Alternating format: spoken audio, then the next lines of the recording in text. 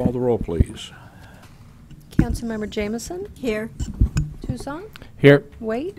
Here. Zimmerman? Present. Mayor Richardson? Here. Will you stand with me for the pledge, please? Place your hand over your heart and repeat with me.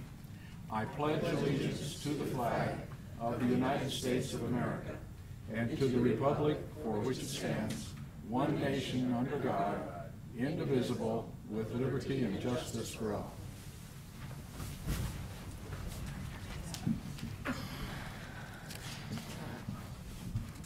I'm glad to see we have a nice crowd tonight. We like these as full as we can, the council meetings. The first thing this evening is a presentation by Community Choice Energy. They have 10 minutes.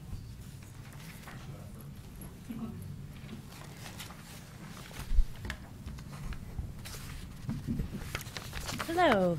Good evening, Mayor Richardson and council members. My name is Jen Krieger. I'm with the County of Santa Barbara, our Sustainability Division. We work on delivering energy and environmental programs to the community. You may be familiar more so with my colleague Marissa Hanson-Lopez, who'll be presenting later, but we just fairly recently finished up an energy efficiency program here in Solvang called the 50 Home Challenge. So that's the type of initiatives that we work on. Today I'm going to be sharing a little bit of information with you about an initiative called Community Choice Energy. I'll give you an overview. I'm going to present the results of a technical feasibility study that the county commissioned with some other cities. And then I'll talk a little bit about if you're interested in participating with the county on this Community Choice Energy program, kind of the next steps to do so if you're interested. So Community Choice Energy, or CCE, it's a type of program that essentially allows local governments to get more involved in electricity supply decisions for their communities. So what this slide shows you is the current status quo of how we get our electricity in Solvang and the Santa Barbara County today. So traditional investor-owned utilities, they are private companies. They serve three main functions related to electricity. The first is on the left-hand side, and that is they make all of the sourcing decisions about where all of our electricity comes from and how much it costs to sell that electricity to all of us as customers of the utility. In the middle, the utility also owns and operates the power lines and the electricity delivery infrastructure. And then on the far right-hand side, they also provide all of the customer service functions. They have a call center to field questions from all of us when the power goes out. They design and deliver energy efficiency programs, incentives for different types of electric vehicles, and things like that. So this is the status quo today. Here in Solvang, you're served by Pacific Gas and Electric Company, or PG&E. And so right now they provide all three of these functions for you. If you were interested in pursuing a community choice energy program with the county, the only thing that would change is on the left-hand side under the source column. Rather than PG&E deciding the power plants that provide all of our electricity, you, as members of your local government, would now be deciding where the electricity comes from and how much you charge customer for that electricity. The electricity delivery, the power lines and power poles, those all stay with PG&E. They continue to own and operate them, and they continue to respond to customer concerns and questions and things of that nature, although the CCE program might get more involved in new types of energy efficiency and clean energy programs, so they might have some customer service role, but it mostly stays with PG&E. So that's just the quick snapshot of what CCE is. There are today, I believe we're up to 18 different community choice energy programs in operation throughout the state of California. They are all over the state. A lot of local governments are choosing to pursue CCE programs for the benefits that are shown here on the screen in front of you. One of the key drivers is that CCE allows local governments to introduce an element of competition into the electricity supply market that serves your area. So it provides an alternative to the electricity currently provided by PG&E, which gives you more control over where you get that electricity. So right now in PG&E territory, you get a mix of your electricity from different forms of renewable energy like wind and solar and geothermal, also from natural gas. as well as of today, from nuclear energy as well. But say if you were to choose to pursue a CCE program with the county, we might wish to discontinue getting as much electricity from natural gas or nuclear resources and instead transition more of the electricity to renewable energy sources like wind and solar. It really has a community feel to it. So right now, PG&E is a privately owned for-profit company that is run by shareholders. CCE programs are run by local elected officials that are held accountable by your constituents, who also happen to be now your electricity customers under a CCE program.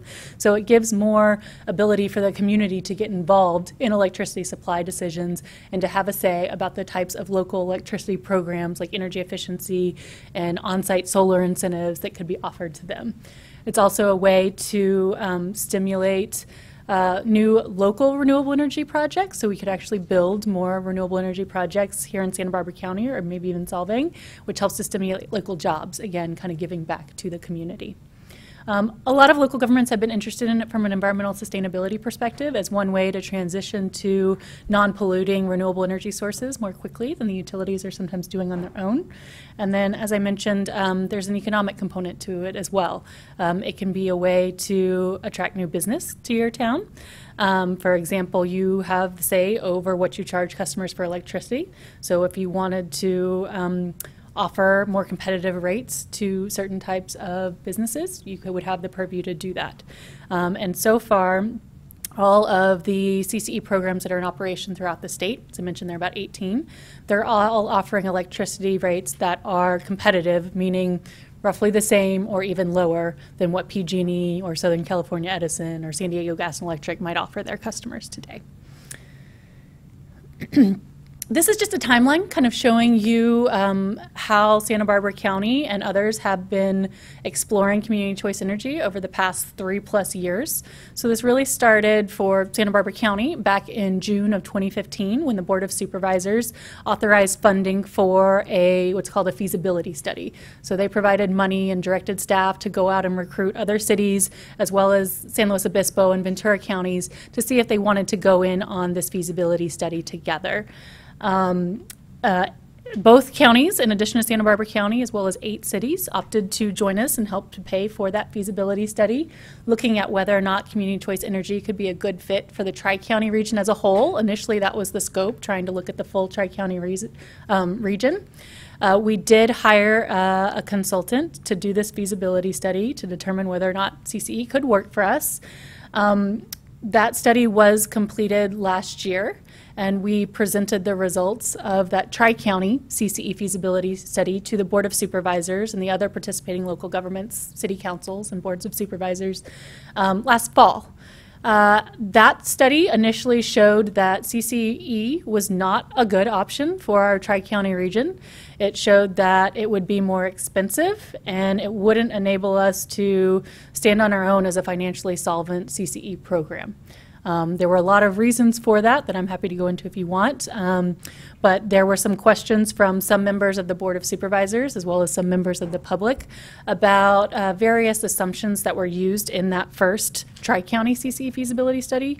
Particularly, they had questions about whether or not the prices of how much it costs to purchase electricity were realistic and reflective of current market conditions. There were some questions about assumptions made about the rates, for example, and staffing levels. So there were enough questions that the Board of Supervisors asked staff to go back and hire a different consultant to do another feasibility study just looking at the option of having CCE only for Santa Barbara County. So Ventura County has gone off and is pursuing its own CCE program with Los Angeles County. It's called the Clean Power Alliance. It's a very large 32 jurisdiction community choice energy program that most of the jurisdictions in Ventura County are part of. And then San Luis Obispo County decided to discontinue its interest in CCE, although the city of San Luis Obispo and Morro Bay are creating their own CCE program right now. So we partnered with the cities of Carpinteria, Goleta, and Santa Barbara to do this new CCE feasibility study, just looking at whether it could work for Santa Barbara County. And we got those results back earlier this summer and presented those results to the Board of Supervisors and those 3 cities, city councils last month. This study, looking again just at Santa Barbara County, came back with different results, and I'm going to share those with you in just a moment. But first I want to lay out the scope of what this study looked at so you can get a feel for it. We did look at 3 different configurations of who might participate in a community choice energy program serving Santa Barbara County. One is the county as a whole, so serving the unincorporated parts of the county as well as all 7 eligible incorporated cities. Lompoc cannot participate in CCE because it already has a municipally owned utility. We also looked at whether CCE could work for just the unincorporated parts of the county only, and then the city of Santa Barbara paid for its own analysis just for itself. We looked at varying levels of renewable energy supply. Again, one of the motivations being we wanted to see if we could be greener than PG&E up here in North County or Edison in South County. We looked at an 11-year study period covering 2020 to 2030 and did a really detailed financial pro forma analysis of what the cost and benefits might be. So here's the highlight. This is what the new study showed. It showed that a CCE program serving all or parts of Santa Barbara County could offer cleaner electricity at a slight cost savings relative to PG&E up here in North County and Southern California Edison in South County. Again, we looked at those 3 different scenarios. The one that looked the best from an economics perspective was the scenario in which all of the eligible cities and the county participated in this program together. It showed the greatest cost savings for customers. It accelerated the break-even point for when the organization starts earning a profit. And it generates the largest revenues that can be reinvested back into the community in the form of new clean energy programs like electric vehicle incentives or rebates for rooftop solar or encouraging energy efficiency, things along those lines. And then of the 3 different renewable energy supply options presented, the 50% renewable option kind of balances environmental and cost considerations the best. This slide just gives you a little bit more detail if you're a numbers person. This is looking at the 50% renewable electricity supply option for the all-county scenario, again, including the unincorporated county and all the cities. It shows that we would need $9.3 million to get this program off the ground. That would be secured in the form of a loan. That full $9.3 million, our consultants say, could be paid back within the first year of operations, and everything going forward is gravy after that. Showing a net positive revenue stream of $4.3 million in the first year of operations, growing to almost $25 million by year 11 of the study. And then in terms of how it might impact individual customers, we looked at kind of the typical residential electricity bill for this region. And by switching to community choice energy here in PG&E territory, most households would see a bill savings of about $11 to $50 per year. So not a huge amount, but it is better than kind of the status quo with PG&E. That said, CCE is a risky undertaking. There are a lot of unknowns with pursuing this type of program. Governments are not known for being in the electricity business, so it is something new, although there are 18 programs up and running that are proving the model works today. That said, these are some of the risks that should be considered. So just in terms of market risk, you as a local government would be getting into the energy markets, and those are inherently volatile, and our consultants who are experts and have supported many of these community choice energy programs, they estimated what they think it'll cost to buy electricity from the market and sell it to customers, but their estimates could be off. Energy prices could come in higher than expected. From a policy perspective, it is definitely a shifting landscape right now. There are a lot of proposed bills at the legislature this session that could pretty significantly alter the viability of CCE programs, and there's also a lot of regulatory changes that are underway at the California Public Utilities Commission. Also, community choice energy programs are not a monopoly. So they are not like PG&E today, in which you have no choice and must stay with them. You can choose to leave and go back to PG&E if you want. And so there is a chance that the number of customers that choose to stay with PG&E is higher than what our consultants have predicted. Also, as more and more people are installing, rooftop solar and really, promoting energy efficiency in their homes and businesses, that reduces sales, which reduces revenues for a CCE program. So that could affect things as well. That said, there are plenty of practical real-world solutions to try to address all of these risks that our consultants have folded into the feasibility analysis that was done for us. So they have recommended kind of a middle-of-the-road financial reserve policy to make sure that we're setting aside enough money to weather any of these fluctuations that might come up. And we also would go forth and hire people that have really strong electricity expertise and power market experience to put together a very balanced power portfolio for us to, again, try to weather any of those risks. And would round that out with a really robust team of staff and expert consultants as well.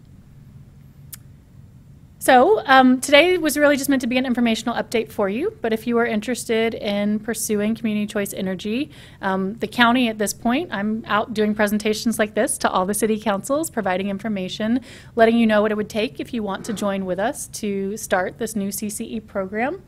The way that we would actually create this program is by forming a new joint powers authority. And that joint powers authority would be governed by elected officials from all of the participating member agencies. So you would have a representative on that JPA board. If you wanted to pursue this, we would ask that you adopt a resolution of intent, just stating your interest in working with county staff and staff from the other cities, Carpinteria, Goleta, and Santa Barbara, that are working with us so far. There's no legal or financial commitment at this point. It's just a good faith effort to say that you want to work with us to negotiate the details of the JPA agreement. We are aiming to have the JPA up and running in early 2019, the first half of 2019, with planned CCE program launch, actually providing electricity to customers in early 2021. So it's a couple-year ramp time. So you would adopt the resolution of intent and then identify a staff person that would work with us on kind of the JPA negotiation process. And that's all I have for you today. I'm happy to take questions, or you can contact me at any time. We do have a website, www.centralcoastpower.org, that has the feasibility study that I've referenced. It has all the staff reports that we prepared for the Board of Supervisors, as well as the other city councils, a bunch of news articles, some FAQs. So lots of good information there if you're interested. Do any of you have any questions? Yes. Please, go ahead. Thank you very much for your presentation. Gosh, I really wish Solvang would have been included in the original study when you were talking about this, because I mean, this seems like a really good path to take a look at. Mm-hmm. At this point, because I don't have enough information about this, this is the first time I'm really looking into it. Mm-hmm. I'd want to meet a little more on that and get a little more information and speak to more people from the Absolutely. county regarding that before jumping into any type of a memorandum of understanding. Mm-hmm. That is my personal feelings, but it sure does seem very interesting. And then my next question would be, would you said PG&E or the local provider would still be the company that would distribute the electricity or the power? Correct. So they would also be paid, making money off of the whole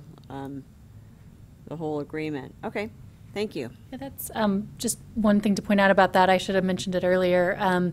So right now, PG&E or whoever your utility provider is, they bill you for kind of two distinct services. So one is the actual electricity supply, how much it costs to provide the power that turns the lights on in this building, and then how much it costs to deliver it to this building to turn those lights on.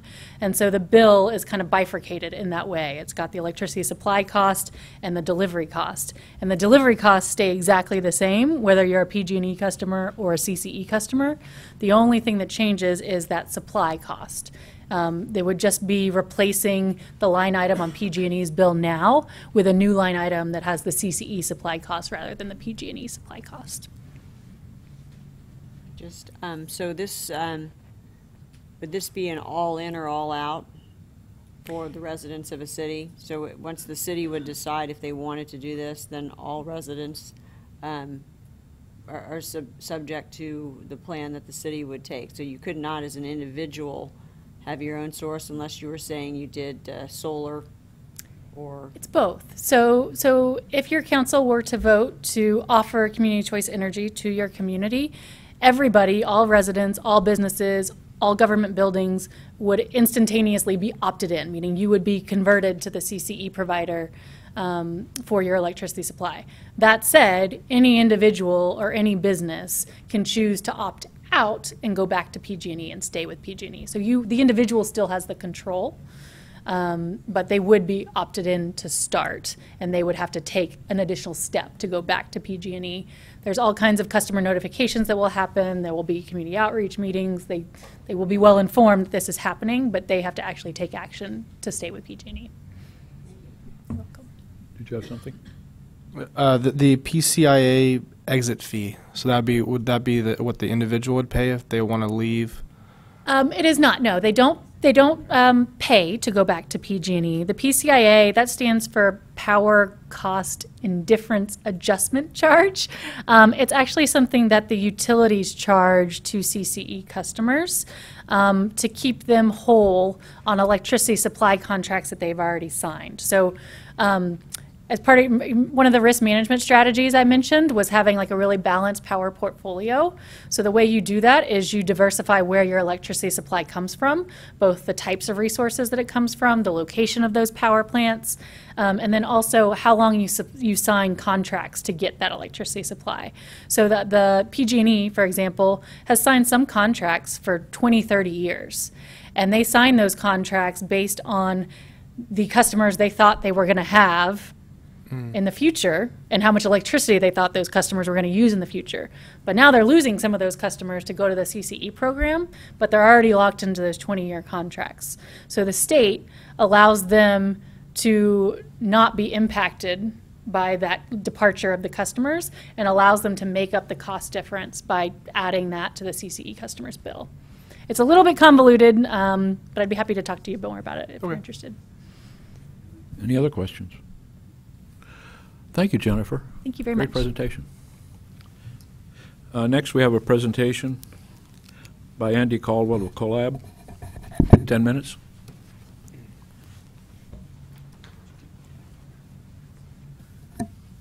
I want to thank you for having me. I'm the executive director of Collab. We have about 1,000 members in the county, and we've been around for 28 years. I rarely go to city council meetings, and my main bailiwick is going to the Board of Supervisors. And I'm no expert on this. So why am I here? The experts, the people that work in Southern California Edison or PG&E are under a gag order. They're not allowed to weigh in or opine or educate the general public or decision makers about community choice. That right there tells you there's something not right with this whole program. They're not allowed to speak on this publicly.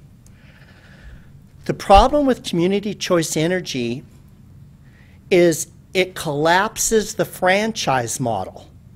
And that franchise model allowed for two things to happen in America. One, you didn't have 10 different utility lines going down the street because somebody purchased the right to a franchise, and then that franchise was regulated by the Public Utilities Commission that dictated how much they could charge for energy and what profit they could make, what went to the ratepayers versus the stockholders and things like that. So we've had this tenuous public-partner relationship vis-a-vis the franchise model that worked, but it also did this, and this is what's really important. It allowed the utilities to spend millions, if not hundreds of millions of dollars securing base load, 24/7 base load, like a hydroelectric dam, Diablo nuclear power plant, coal plants, natural gas plants, and in this day and age, it has allowed them to build industrial scale solar throughout the western United States. Because why? Because they knew they had so many customers to sell to, and they knew that they had X number of years to pay off that investment. This collapses the whole thing because it creates a jungle market for utilities. And it destroys the vertical integration, and this is the other big point. Now, instead of the risk being spread to 20 or 30 million people in California, It gets spread to you, Santa Barbara, and Goleta. And you would become an energy island in the North County. Because Lompoc's not going to join it. We're pretty darn sure Santa Maria's not going to join it. And most of San Luis is not going to join it. So this community choice aggregation, you're in a different pool than Santa Barbara, because Santa Barbara's served by Edison. So you become an energy island, unless they can talk Buellton into it, but that's not much of a bigger island. The problem with renewables is they don't produce 24/7 baseload. Wind and solar produce from maybe 10 in the morning to 2 to 4 in the afternoon. They don't produce at night. They don't produce when the wind ain't blowing and the sun's not shining. And they can't store the electricity. So what does that mean? That means the community choice people have to rely on PG&E or Southern California Edison to keep what's operating called peaker plants to supplement that big Ivanhoe solar farm down in the desert by State Line. That plant actually had to put in a natural gas plant to supplement the energy coming right off of that, because it's just not stable. Now the other issue here is PG&E. If you counted hydroelectric and nuclear, is 79% greenhouse gas free right now. And both of the utilities, Southern California, Edison, and PG&E, are going to meet the 50% threshold for their portfolio by 2020, 10 years ahead of the 2030 mandate. So they're 10 years ahead, getting 50% of the renewables right now without you having to do anything, including blowing up the franchise model and or assuming the risk of being a purchaser of energy. And you have to ask yourself, well, what's the purpose of doing this if they're going to aim at 50% anyway? You have to ask yourself, is this thing risk-free? Why does, if the private sector can do it, can anybody do it? And, you know, this brings up another issue. Right now, California generates so much solar at certain times of the year, we have to pay Arizona to take it. It's not that we sell it to Arizona, we have to pay Arizona to take it. Because we're in a part of a 14-state consortium that's trying to generate power, and they call it, I forget what they call it, megawatt laundering, where the power, right now, we don't know if this is coming from a nuclear power plant or a coal plant, because the western states swap energy on paper all the time. And so for them to say, well, you're going to get this and you're going to get that, they have no guarantee, because it's all part of a system, and those electrons go into the system, they go where they go. This is really important. The county sent out an RFP originally. They got 2 consultants that came back to study community choice. The first consultant said it didn't pencil out. So they had the second consultant check the numbers on the first consultant, and that guy said it didn't pencil out. And this is like Tri-County region, not just Solvang as an energy island. So what they do? Well, they went and found a third consultant. The third consultant said it pencils out, but here's the catch. The third consultant's in the business of managing community choice energy project. We used to call that a conflict of interest. And thus far, the county has not ordered a peer review of consultant number 3's study. Now, here's the rest of the story. As the county staffer said, right now, anybody can put solar on their roof and do it for virtually no cost over a long period of time. So they have the ability, your citizens have the ability to almost go off grid right now if they want to. But more important than that, because they're PG&E customers, right now they can check a box on their bill and go 100% renewable right now without you having to do a thing. I forget what the program's called. Oh, it's called PG&E Solar Choice Program. Right now, anybody in Solvang that wants to go 100% renewable can just check the box. You assume no risk. You don't have to pay into this thing. So is that not the goal? What is the goal here? Well, unfortunately, one of the things that came out during the Board of Supervisors deliberation, and there's been a lot of deliberation on this, is the concept, let's cut out the profit motive to the shareholders. This is on the public record. Cut out the profit to the shareholders. We'll take that profit and we'll reinvest in this community.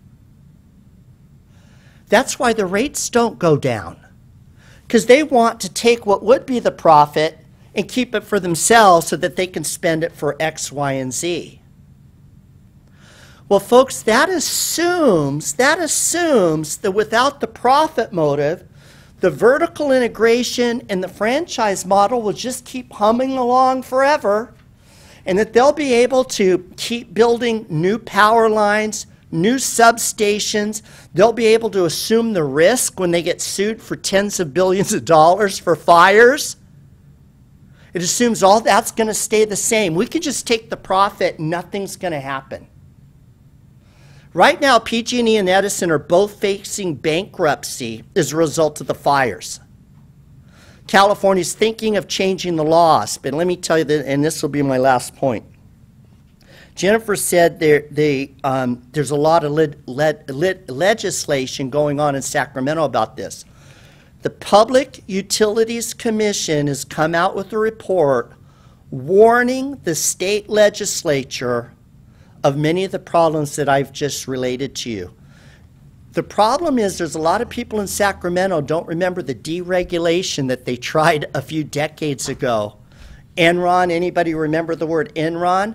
It opened it up, and the bottom line is you had corporate raters, now we have municipality raters, thinking that they can jump in and make tens of millions of dollars out of this situation, and everything else will stay the same for the consumers. And what we're telling you is it collapses the franchise model, it limits the pool risk, and you can't assume that that infrastructure is always going to be there. And like, for instance, Southern California Edison, people complain in Santa Barbara that their power keeps getting shut off. You know, this is over the last couple of years. Well, now as a result of the lawsuits, Southern California Edison says we're going to start shutting off your power during high red flag events, and it may be a couple of days before we start it back up because we're going to make sure there's no trees and no problems along the lines. So things are topsy-turvy right now. We're in a changing world. This is no time to go on some grand experiment and collapse the system. Thank you. Thank you, Andy. Are there any questions? I was just wondering, can you explain what CoLab is, or what? It's the Coalition of Labor, Agriculture, and Business. And so we're a nonprofit. We have all of the major ag commodity groups in the region, the flower growers, vintners, vegetable growers, strawberry growers on our board. We have construction, we have organized labor, we have the IBEW, we have the county firefighters, county deputy sheriffs, we've had SEIU, United Auto Workers. We've had almost every union in the region on our board at one time or another. And we serve as business advocates, government watchdogs, and advocates for taxpayers. So in this case, we're trying to warn decision makers like yours that nothing's free. There's risk. If there's a reward, there's a risk. And they're not telling you what the risk is because they're blowing something up and the dust hasn't settled. Any other questions? Karen? Just a comment. You're right. This is a changing environment and it's a changing world, which is why I am specifically interested in getting more information about CC&E.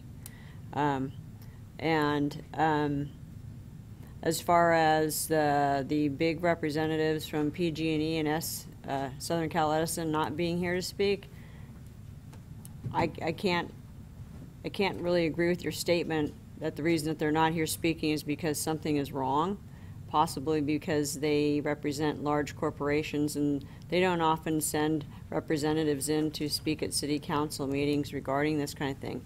But I do appreciate your input. it's, I'm questioning your motive for being here because you're up in San Luis Obispo County. So, but thank you for your input. Yeah, if I could just respond. I've lived on the Central Coast for 50 years. I grew up in Lompoc. PG&E is a member of ours. I also host a daily radio show. And about 4 or 5 years ago, I asked them to come on the show to talk about community choice aggregation. And they specifically told me they were under an order by PUC, both them and Southern California. This is not making this stuff up. They are under an order by the PUC. They are not allowed to speak publicly or write about this or opine about this. So that's why I'm here. And I'm CoLab Santa Barbara County. So my 1,000 members are in Santa Barbara County. Thank you. Yeah, thank you. Any other questions? None. Okay. Thank you. City Manager's report. One more presentation? Not on the schedule. Oh, I'm sorry, it is. It is. Strategic Energy Planning. I'm sorry. Thanks. No, it's another PowerPoint. The middle one. Thank you. Yeah.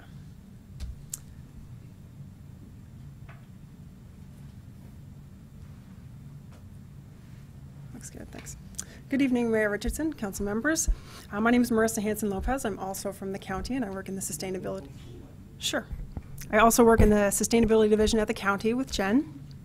I appreciate you having us here this evening to talk about our strategic energy planning project that the county is pursuing in partnership with cities throughout the county.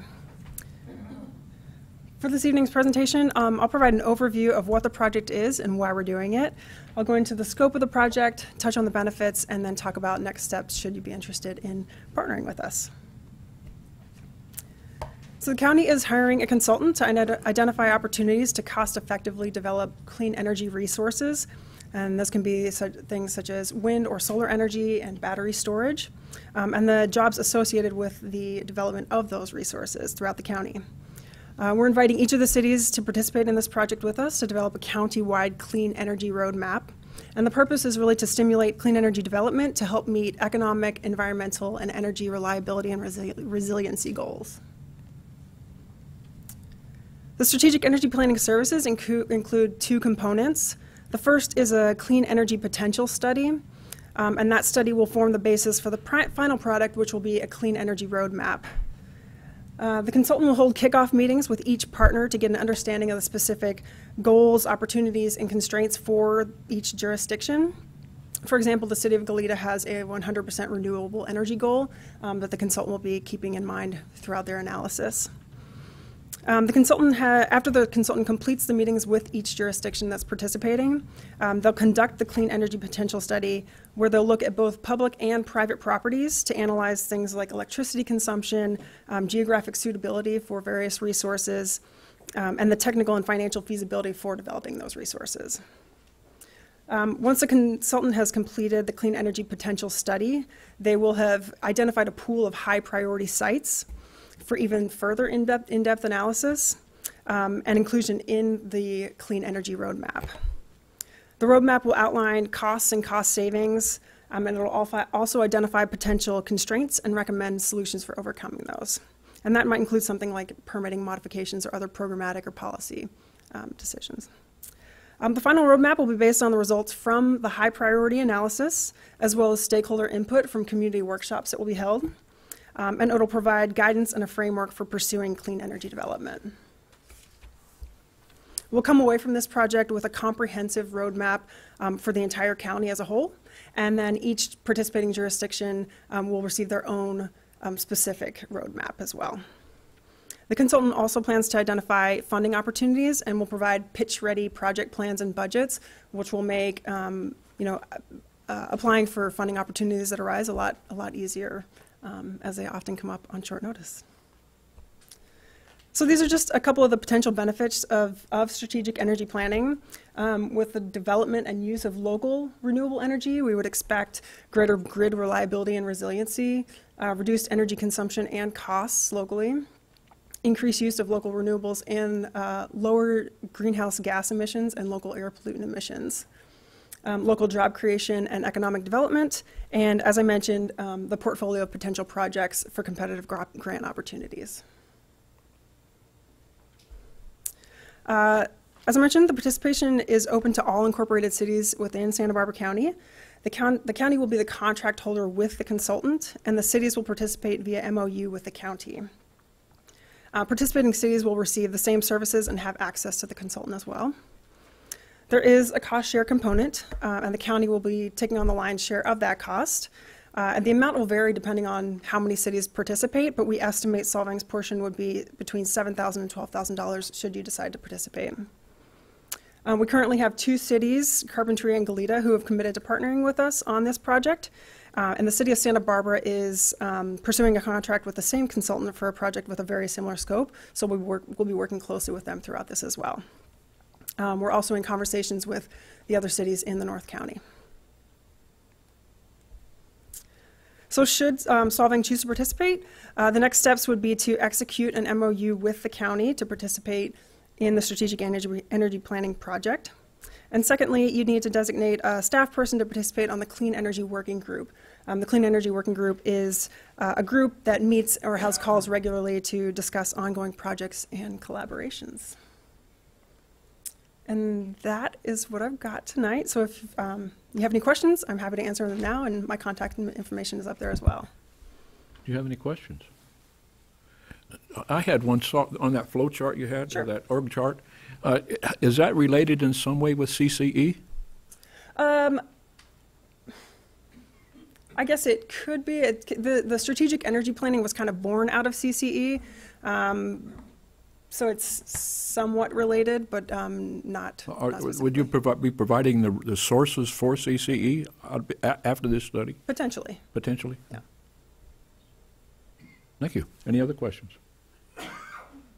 That's it. Thank you. Now, I'm sorry, we can go to the city manager's report.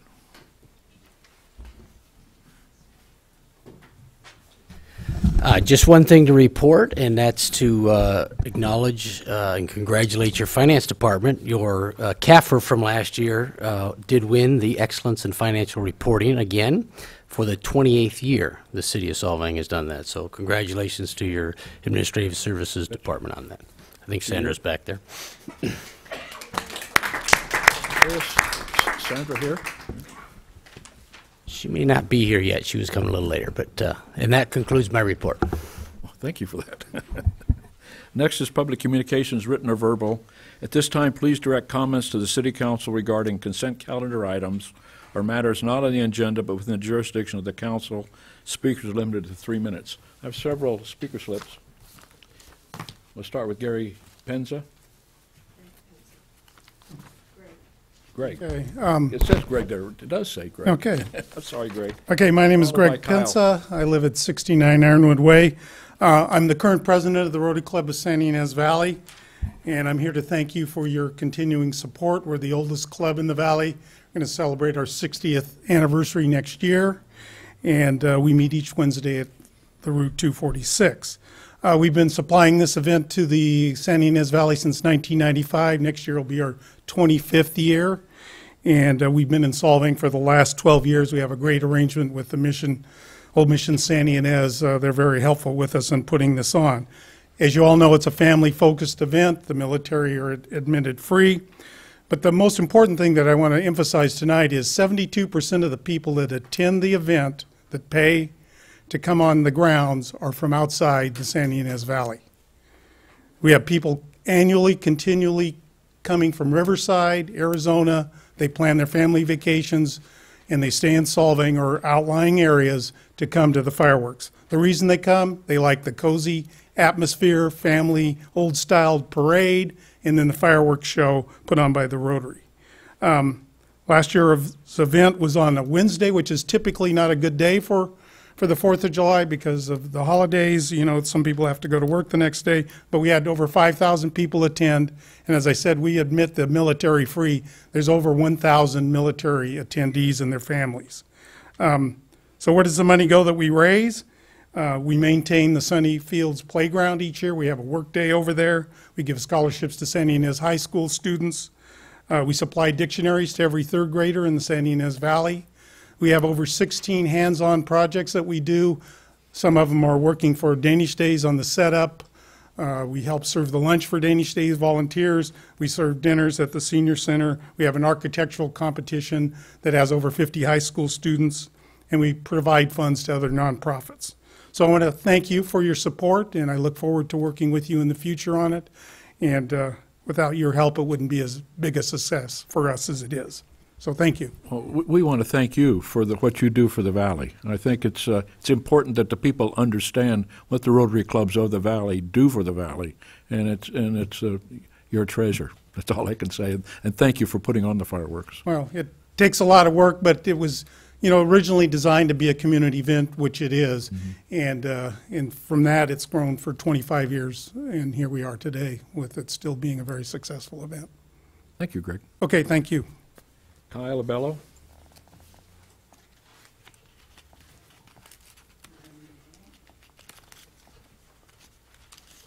Mr. Mayor, honorable council members, staff, and community members, I would like to personally invite all of you to help us celebrate our 10th anniversary of the opening of the Buellton Community Recreation Center. It's a whole year of events that we've had to celebrate our 10th anniversary, and the grand finale will be the Crab Feast Gala. And the Crab Feast Gala is happening on Friday, September 7th, 5:30 to 9:30 at Zaca Creek Golf Course. If you like crab, there's going to be tons. There's also shrimp for people who don't necessarily like the crab and cracking it open. Corn on the cob, potatoes, all kinds of great stuff. Diane Byington with Solvang Conservatory is bringing her strings during the cocktail hour.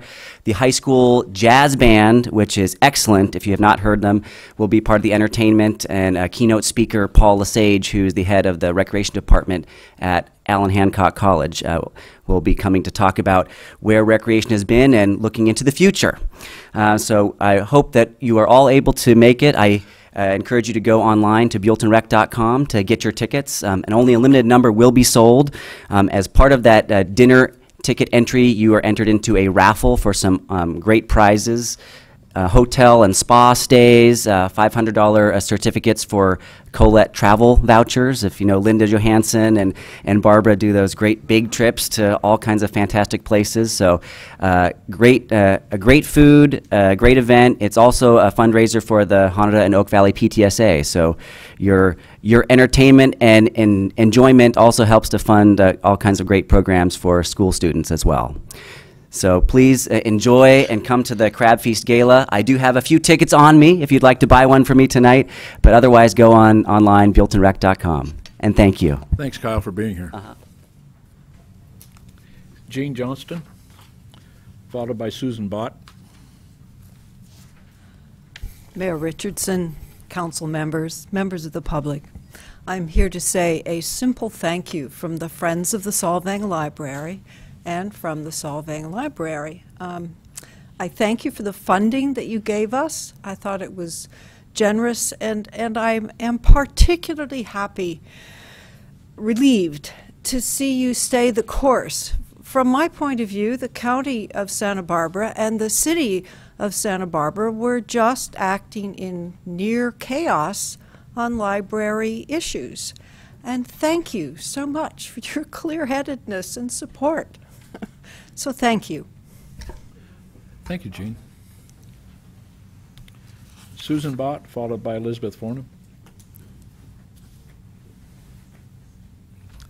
Mr. Mayor and City Council, I'm Susan Bott, and I'm here to represent Save Our Solvang. Also my fellow chairperson, Susan Bellany, and our other committee members. Save Our Solvang was formed in response to the City of Solvang's proposed annexation and sphere of influence study. While canvassing various Solvang neighborhoods and city events, we had overwhelming responses from residents who were shocked that they would not have a vote on these issues. We were gratified to learn at various city council and planning commission meetings that some council and commission members agreed that citizens should have a vote on any proposed city boundary changes. In exploring how we might achieve the vote for Solvang citizens, we researched how other California cities handled the same issue. We found that an urban growth boundary has been the choice of many of these cities and counties and seems to fill the bill. Out of 68 measures we studied, 62 passed and went into effect. As you know by the letter we emailed to you this past week, we are requesting time on your agenda, September 10th if possible, to give you a short presentation on urban growth boundaries. We estimate 15 minutes would be sufficient, plus a few minutes for questions if you like. Thanks very much for your consideration. Thank you, Susan. Making a presentation would be no problem. If it's a presentation you want, It is. yeah, that's arranged. You can consider it done. Okay, great. 10 minutes Okay. on September 10th. Okay, thank you. Thank you. Elizabeth Farnham. Good evening, Mayor Richardson and members of the council. I think this is the right time to make this public comment. And I'm here in my capacity as Joan Hartman's representative, and she wanted me to explain her reasons for supporting the resolution of intent to create a community choice energy JPA.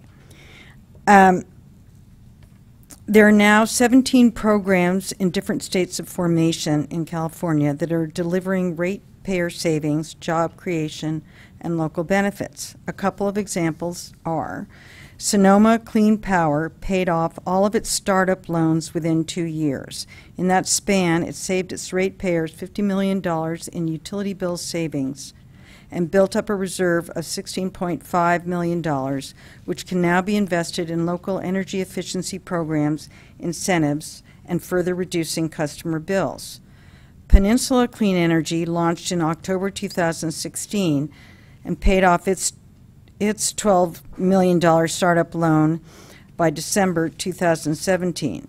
This program, which serves San Mateo County, is now banking $4.5 million each month and will have built up a $100 million reserve by the end of the year. Marin Clean Energy has led to the build-out of 46 megawatts of new renewable energy projects across the state, generating an estimated 28,000 jobs. CCE would offer Solvang residents something that they have never had before in energy providers, choice and competition. It would offer customers an opportunity to choose green and cheaper electricity and an option beyond the monopolistic investor-owned utilities. Instead of paying guaranteed returns to PG&E investors, the revenues generated by a local community choice energy program can be reinvested into the community in the form of local programs, build-out of local energy systems, and better incentives for residents and businesses that go solar. So rather than these dollars leaving Solvang in the county, the dollars are retained by the local CCE program to fund locally beneficial programs. Finally, CCE programs are structured to be leaner and nimbler without the bureaucracy of large investor-owned utilities and without the top-heavy salaries that go along with that. This is a complicated topic, and meaning Joan, I encourage the council to move forward, at least to investigate the existing CCE programs and the successes that they are enjoying and the benefits that they are offering their residents. Thanks. Thank you, Elizabeth. Irv Beeman. Followed by Joe Armendariz. I'm not a resident of Solvang. I'm a resident of Santa Ynez. I'm a retired psychologist. And I just want to speak for CCE and for you in terms of how you've managed this city and your heritage of Denmark. Denmark is a global leader in renewable energy. And Denmark is very innovative, and there's a lot of creative energy in Denmark. I visited Copenhagen several times. So I also want to speak to the ad hominem argument that Mr. Caldwell mentioned about the second or the third consultant. Mr. Caldwell has been paid by Western States Petroleum Association to be their spokesperson, and he has spoken for the 750 new oil wells in North County that are being considered by the county, all of which will penetrate Santa Maria's underground aquifer and put the drinking water and irrigation water for 200,000 people at risk. So I think most of the comments that Mr. Caldwell has spoken can be questioned. One more point. I understand you, as well as Santa Barbara and other places, are hurting in some respects because of retail. People don't buy much retail anymore. So, and as you said, that there's a lot of changes going on.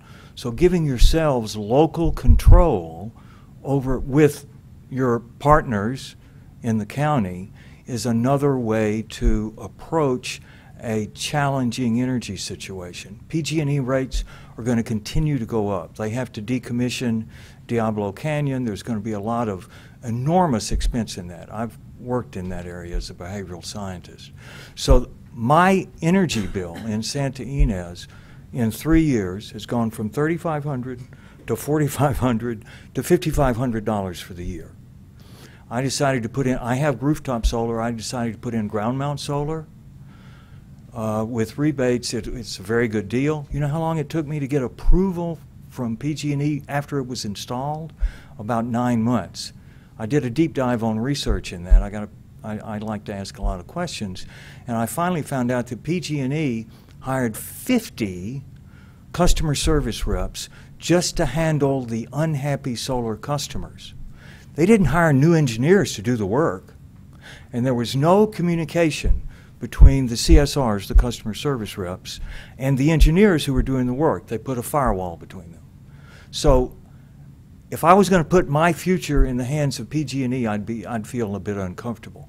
You can put your future in the hands of local people here in the county with your collegial cities, and you may be able to come up with some ways to attract more tourists, particularly if you go to Copenhagen and see what they've done. Thank you. Joe Armendariz, followed by, oh no, that's it. I think you're the last one, Joe. Good evening, Mr. Mayor, members of the council. I'm Joe Armendariz, representing Santa Barbara County Taxpayers Association.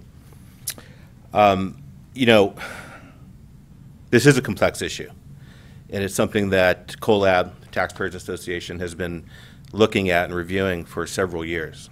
We didn't just show up tonight with an opinion. It's something that we've actually been looking into. And I can say unequivocally that the representatives of PG&E, Edison, Southern California Gas, San Diego Gas and Electric are operating under a code of conduct that prohibits them from speaking on these issues publicly.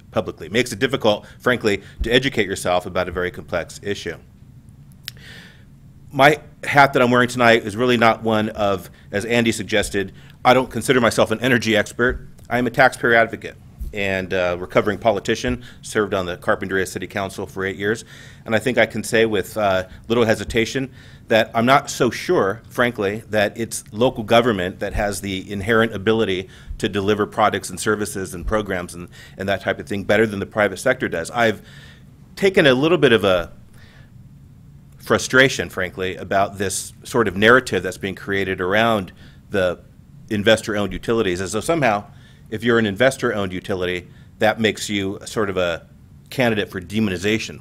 Let me remind you, and I don't know if this is specifically true for the city of Solvang, I know it's true for the city of Carpinteria, and I certainly know it's true for the county of Santa Barbara, that one of those investors in PG&E and Southern California Edison is the county. The county of Santa Barbara is an investor in PG&E and Edison. If you have a investment portfolio, my guess is that the city of Solvang is an investor in PG&E and Edison. One of the things that has to be ironed out, frankly, before you can make a decision on this is the exit fees, the indifference issue. How can you even begin to have a conversation about whether or not this is a good idea until you know what it's going to cost by virtue of leaving the existing status quo and leaving all of those costs to the remaining ratepayers. Let me make this point as clear as I possibly can. The Taxpayers Association, I think I can speak on behalf of CoLab, we're going to lead the fight against this, and we're going to educate every single ratepayer in Santa Barbara County as to what the future risks of this scheme are, because let there be no doubt about it. This is a risky scheme. Now, notwithstanding the utopia that exists in the Netherlands or Copenhagen, the fact of the matter is when it comes to renewable energy, California is as utopian as you're going to find. County Supervisor Doss Williams, in his comments at the Board of Supervisors, said, we're not doing this because the Edison and the PG&E folks aren't pro-renewable. He says, indeed, they are very pro-renewable. They've been phenomenal in their renewable promotion. It's not because we want to save the ratepayers' money, because frankly, we don't think we will save the ratepayers' money. The bottom line, Jim, my good friend and the council, is there's a lot of moving parts here. Proceed with caution and focus on the fundamentals. Certainly there must be a straw band you could be focusing on tonight. Thank you. I have no other speaker slips. Does anybody else wish to speak in general comment? Seeing none, we'll go on to the next agenda item, which is council comments and requests. Who'd like to start? Joan?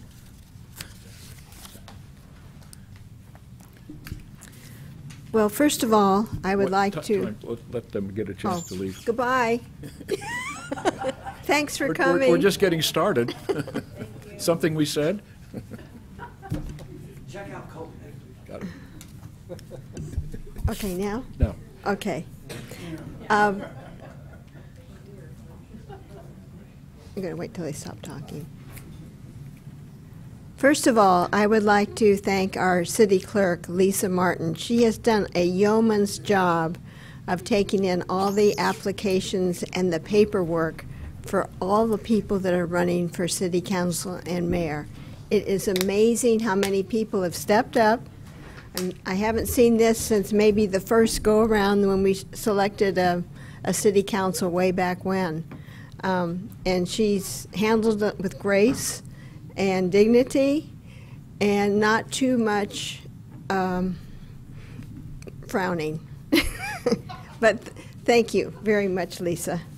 And then there was a correction that I tried to have made regarding editorial that was in the San Ynez Valley News a couple of weeks ago, and it talked about the parking that we removed off of Mission Drive, and it said that we had removed 60 spaces. And that's not what we did. We removed 24 spaces on the south side. We added 60 spaces at Solvang School, plus 5 handicap parking at Solvang School. And then we are also going to have a new parking lot over here, and I'm not sure how many spaces that's going to have. Matt, do we know? There's 34 at this point. 34 over there. So we're still ahead as far as parking goes. So rest assured we have not taken parking away from the city of Solvang. We have added. And those are my comments. Ryan? No comments tonight. Karen? No comments tonight. Yeah, I'm just curious how many people have turned in their forms or nomination, like actually turned it back in. Do we have a number of candidates, or just? The nomination period for the 4-year seat has not ended yet. Yeah. It's been extended to Wednesday, Mhm. so I don't have a final number on that seat yet. We do have 2 final mayoral candidates and 2 candidates for the 2-year seat. What's the current count on the 4-year? The current count, I don't have a current count. No current count? 0? I have a tentative count of 7. Oh, okay, yeah, that's right. Okay. Yeah, Right, until but the they're not- signatures are validated, that's Yeah, part of the they're process. not- Right. Okay, so 0. All right. Cool. Well, I'm not running, as I'm sure, I think everybody kind of knows, maybe kind of, sort of. But, yep. And look forward to a great meeting tonight. Thank you. I have no comments.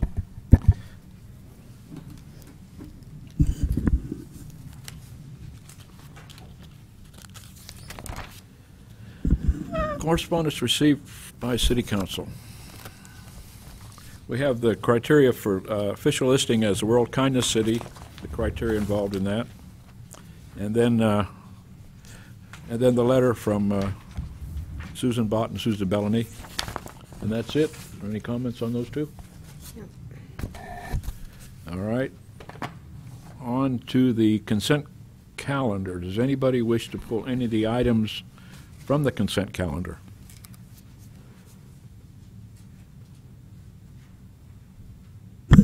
I move the acceptance of the consent calendar. I'll second that. It's been moved and seconded. Any discussion? No? Would you take a roll call vote, please? Councilmember Jameson? Yes. Waite? Yes. Toussaint? Yes. Zimmerman? Yes. Mayor Richardson? Yes. On with regular agenda item 5. Item 5, funding for Allen Hancock College Promise Initiative.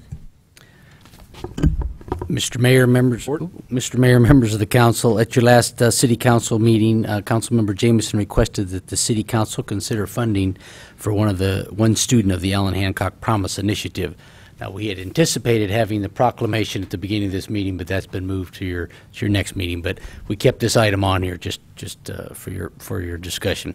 The Hancock Promise is a new initiative to provide high school graduates with opportunity to get their first year of college free at Allen Hancock College. It begins with a multi-year outreach program in elementary school designed to encourage career exploration and increase college access, readiness, and success for all students and their families. Once a student has graduated from a high school within the college district, the Hancock Promise will pay for the tuition and fees for one full year. The inaugural class at Hancock will start in the summer of 2018. Promise students save about $1,200 in tuition and fees their first year, and they will receive priority registration, set a plan for success with personalized counseling, and have access to free tutoring and other academic support programs. The Hancock Promise was created to help local students pursue their dreams and their future. The Hancock Promise will ensure in perpetuity the first year is free at Allen Hancock College, and with the extended promise, assistance continues into year 2 to either graduate or transfer to four-year universities so that students truly continue to start here and can go anywhere. That's from the brochure of the promise. So for your consideration would be a $1,200 donation to this program, and if approved, staff would need a motion to approve that budget adjustment to increase that into our funding. Is there any questions of staff report? I don't have a question. I just have a comment. Mayor Richardson was concerned that we would be giving funds to the school. We'd actually be giving them to the Allen Hancock Foundation. So it is a legal recipient of donations. It doesn't go directly to the college. That was my question. In actuality, is there any question or any problem with donating money to a specific scholarship for students? Well, the short answer is no. There is a public purpose for this, so you're not going to be running afoul of any gift of public fund limitations. So as long as it doesn't go to an individual? Well, there would be ways that it could go to an individual and still not run afoul of that, but in this particular case, it's going to an entity very much similar to the large number of entities that the city contributed to at a meeting or two ago. And if the scholarship grant was given to an individual in the name of Solvang, City of Solvang, would that be a conflict? No, that's not going to be a problem. There is a public benefit to this process, and the fact that an individual benefits from it furthers the public purpose of the grant in the first place. Okay, thank you. Karen, did you have a question? No. Okay. Any other questions? All right, well, I have a speaker slips. Greg Penta. I'm going to put another hat on here. I'm the trustee for Allen Hancock College, serving mainly the San Ynez Valley. And I want to thank you for the proclamation that you're going to give us on the 27th. Unfortunately, I'm not going to be here, but our president, Kevin Walters, will be here to accept it. We're having a pizza party for all the students that will be going to Hancock this year. And this has had a big impact on the enrollment at Allen Hancock College. San Ynez High School, as you all know, we compete with Santa Barbara City College. Well, with the promise, you can't go to Santa Barbara and get their promise because you don't live in the district. So you have to live in the school district like Mr. Vidro discussed. We've increased 129% the number of students from Santa Ynez High School now going down Hancock College. We've got one kid coming to Hancock from Dunn, and the joke around the campus is his second choice was Harvard. So, as you might know, Hancock College moved over to the high school.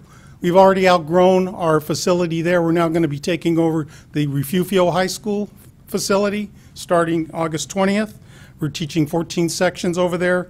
We have 358 students that get their classes free because they go to Hancock College through the Santa Ynez High School. It also allows us to provide a full-time student tech there, counseling services not only to the high school seniors, students, but also to community members. So I would ask you to please support this. It's $1,200 for one student, and you're going to change a student's life. So thank you. Thank you, Greg. Is there any? I have no other speaker slips. Does anybody else wish to comment on this? Seeing none, we'll bring it back to the council for action. Have a discussion. Who'd like to start? This is not a unique thing to Hancock. They're doing it all over the state of California at community colleges. So it's a big windfall for students who may not be able to afford to go to school. And I think it's a great thing. I think I hope it is very successful. I would like to see it continue on for many years. I think it's a blessing to kids here who may not have been able to go to school otherwise. Any other comments? I want to echo those comments too, because I think that a free education, at least the first year, and the requirements they have to meet to obtain that free education are strenuous, and it takes dedication of a student to be able to do that, and we really do have a great bunch of kids coming out of this high school, and they'll be very successful, I'm sure. So I actually think it's a good deal that Allen Hancock has come up with the Promise program. It's really unique in my mind. Any comments? Any more comments? I'm looking for a motion. I'll make the motion to accept and support the Promise program. Well, we're supposed to discuss the direction and possible funding. Is it $1,200 or what is the? Can we do that? Can we go ahead with the granting of the? Yes, you're giving us direction on the funding of that, and that would be taken care of by staff if you approve that direction. I'll second it. It's been made and seconded. Do we call the roll, please? Councilmember Zimmerman? Yes. Waite? Yes. Jameson? Yes. Tucson? Yes. Mayor Richardson? Yes, and that passes with a 5-0. Thank you so much. I'm sorry? Thank you. Oh, no, my objections were cleared. Okay. I had no other problems with it. Thanks, Greg, very much. Thank you. Very much appreciated. It's not even 8:30. Let's see how quick this one goes. This will go quick. Next item on the agenda. Item 6, Grand Jury Pensions Report. Good evening, Mayor Richardson, City Council members, Sandra Featherston, your Administrative Services Director. I'm here to talk to you tonight about our draft response to the Santa Barbara County Grand Jury report on pensions in Santa Barbara County. The Grand Jury analyzed the risks to the various pension plans within Santa Barbara County.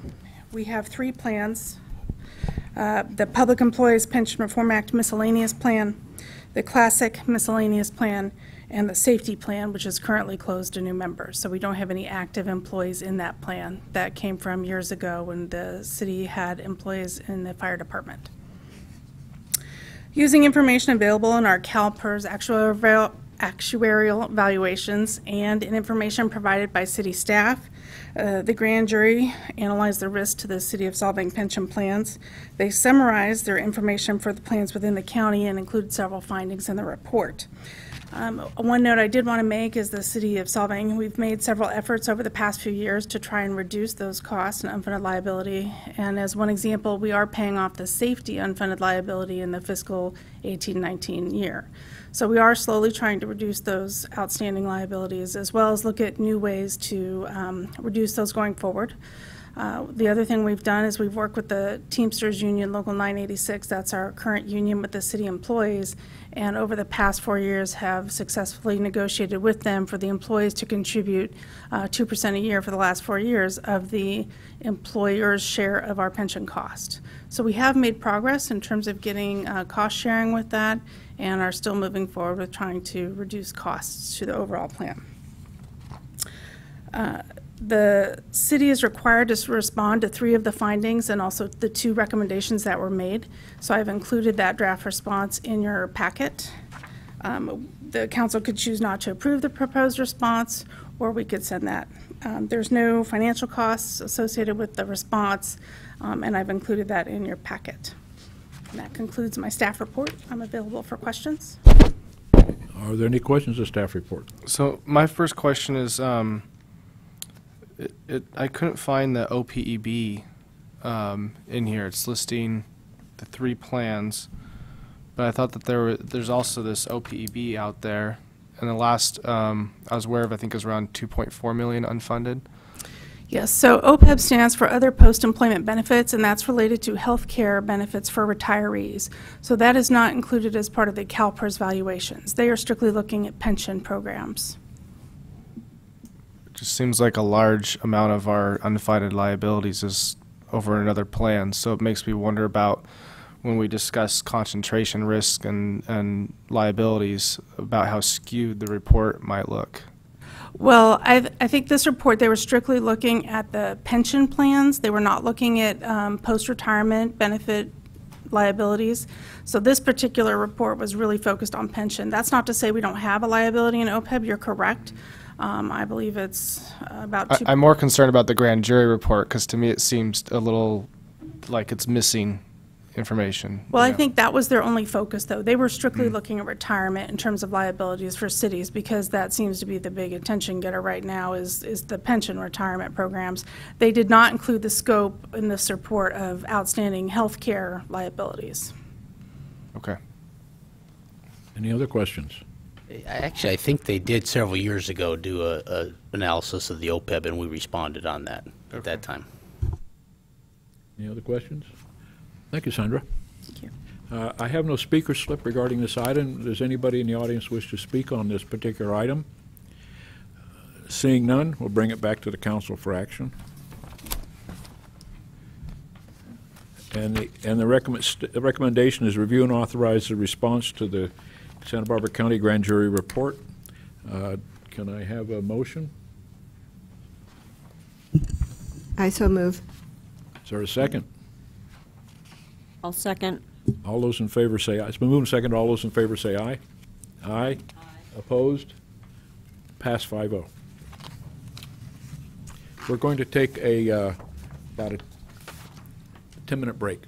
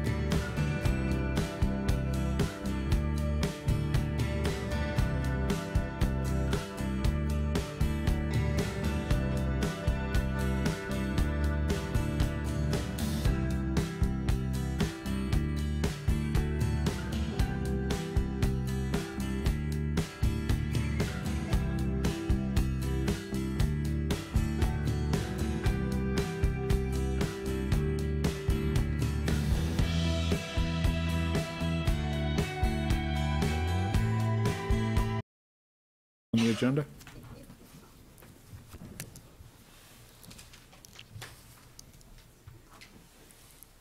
Item 7, introduction of ordinance repealing Solvang Municipal Code, Section 11-12-22, and adding Title 5, Chapter 4, Comprehensive Cannabis Regulation. Staff report. Thank you, Mr. Mayor, members of the council. This matter is before you after significant study, a number of both city council meetings and planning commission meetings. The gist of the staff report, I won't go through it in extensive detail because it's probably more appropriate to leave time for questions, but the gist of the ordinance before you is to allow medicinal cannabis uses within the C3 zone. The C3 zone was one of the zones that was identified by the Planning Commission as an appropriate zone for those types of uses within the city. And currently the city has an ordinance that prohibits the establishment of medicinal cannabis facilities. This ordinance would repeal that and allow them within the C3 zone and would accompany it with a very structured regulatory framework that would include a permitting process that would be issued by the city. There would be fees involved for that, but it would involve fairly extensive documentation required from potential business operators and so on. The ordinance is probably more extensive than I can summarize quickly, but that is kind of the gist of what you would be looking at. The reason that we have gone through this process is that we currently also have an urgency ordinance in place that prohibits the establishment of cannabis businesses in general. That urgency ordinance is set to expire next month. This would replace that and would also repeal the prohibition in the current code against medicinal cannabis facilities. The recommended draft ordinance is based on a heavily regulated operational scheme. The permits would only last for 1 year at a time, and it would be subject to review. This obviously is a draft ordinance at this point. You have the ability to change any items within it on first reading. It would come back for second reading and then would go into effect 30 days after the second reading.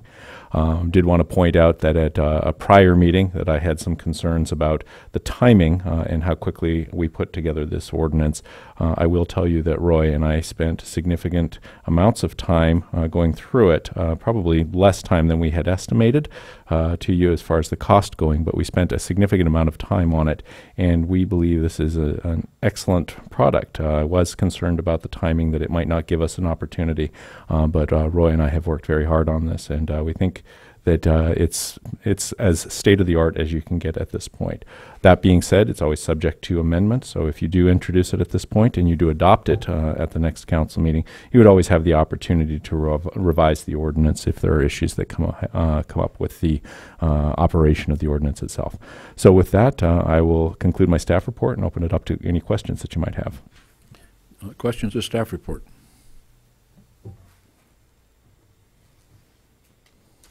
I don't see any, so we'll go to the public. Ray Mayer, followed by Martin Gilbalt.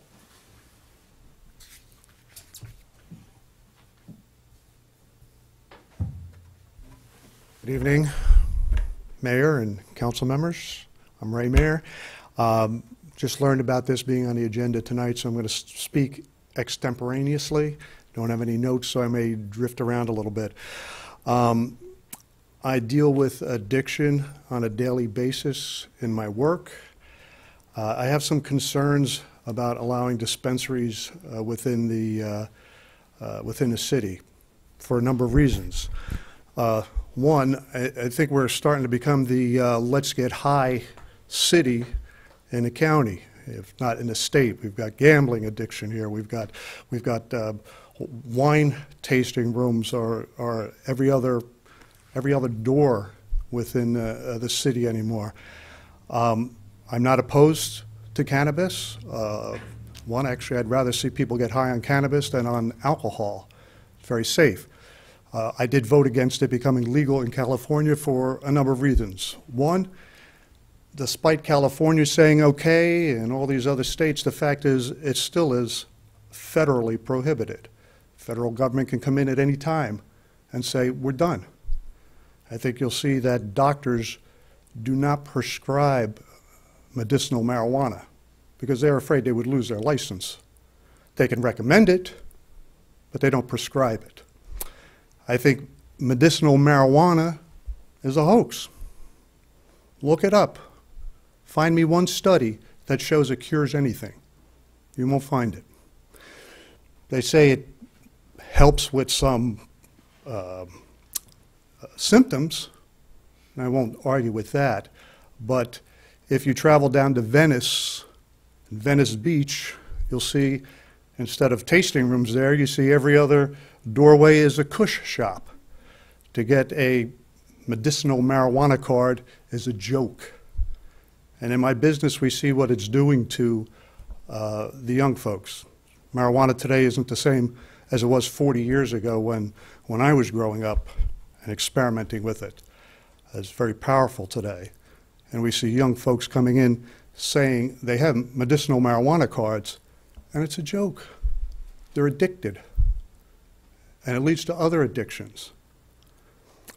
So I oppose it for those reasons. And lastly, I oppose it, I didn't support it on the state ballot for the other reason I didn't, is we have no way of determining if there's a car accident, whether somebody smoked marijuana 30 days ago or whether they smoked it 2 hours ago.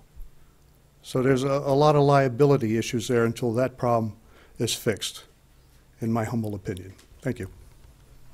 Thank you, Ray. Martin? Hi, Mr. Mayor, City Council. So let me quickly introduce myself. My name is Martin Gibault. I'm a cannabis entrepreneur with a background in the Los Angeles cannabis industry, where I was a cultivator and a caregiver for a patient collective for about 8 years. Before that, I lived in France, Belgium, Denmark, Holland, where I had the opportunity to learn my craft with the best professional in the industry. So no need to mention that I've seen this Little Mermaid on many opportunities. Just like I said, I lived in Denmark, where I have a family since my sister married a Danish citizen. So I would like to say first that the implementation of cannabis business of Solvang has many controversial aspects, and the first one is if it comes to whether or not the cannabis fits the cultural Danish identity of Solvang. There's a whole area in Denmark, in Copenhagen, where consumptions and purchase of cannabis products is fully legal and has been fully legal for more than 125 years. So we can definitely say it's part of the Danish identity and culture. As a matter of fact, yeah, he's been around for a long time. Another controversial aspect comes from the fact that cannabis can draw the wrong type of crowd. This, I've witnessed it many times in Los Angeles. Wrong type of crowd and entrepreneurship. As we know, the substance has been illegal and is still federally illegal.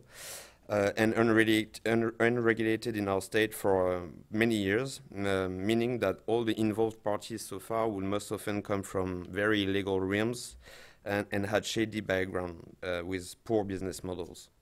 So they therefore didn't have the required knowledge to deliver compliance nor quality service to medical patients in need of proper advice and direction in order to find the right product to relieve their condition. The non-regulated medical cannabis industry needs to be put back in the hands of professional, knowledgeable, educated people who run their business the Solvang way, which is ethic, elegant, and respect for the local identity, for the community, and for the city. This leads me to the third controversial aspect of cannabis business implementation in Solvang, which is minors consumption. It's a big problem. It is the duty for Solvang cannabis business owners to inform teenagers and young adults of the risks involved and help the city in any way possible to prevent minors from consuming cannabis.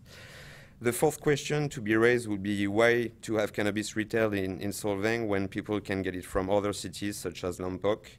Well, first, for the obvious reason that business preferably needs to be kept within the Solvang city limits, but also because most Lompoc stores have recreational dispensaries.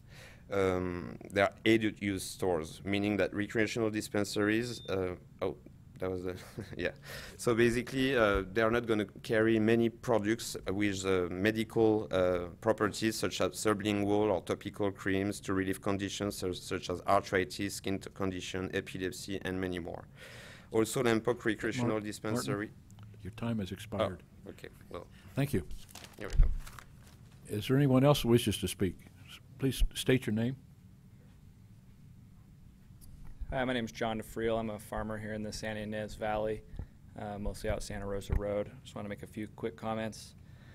I know you guys felt under pressure on the timeline issue because at one point in time the state had said that if local ordinances weren't in place, then those locals would lose control. The state realized that misstep in early 2016, actually, and it passed Assembly Bill 21, which removed that language. So you don't need to feel under pressure on any sort of timeline.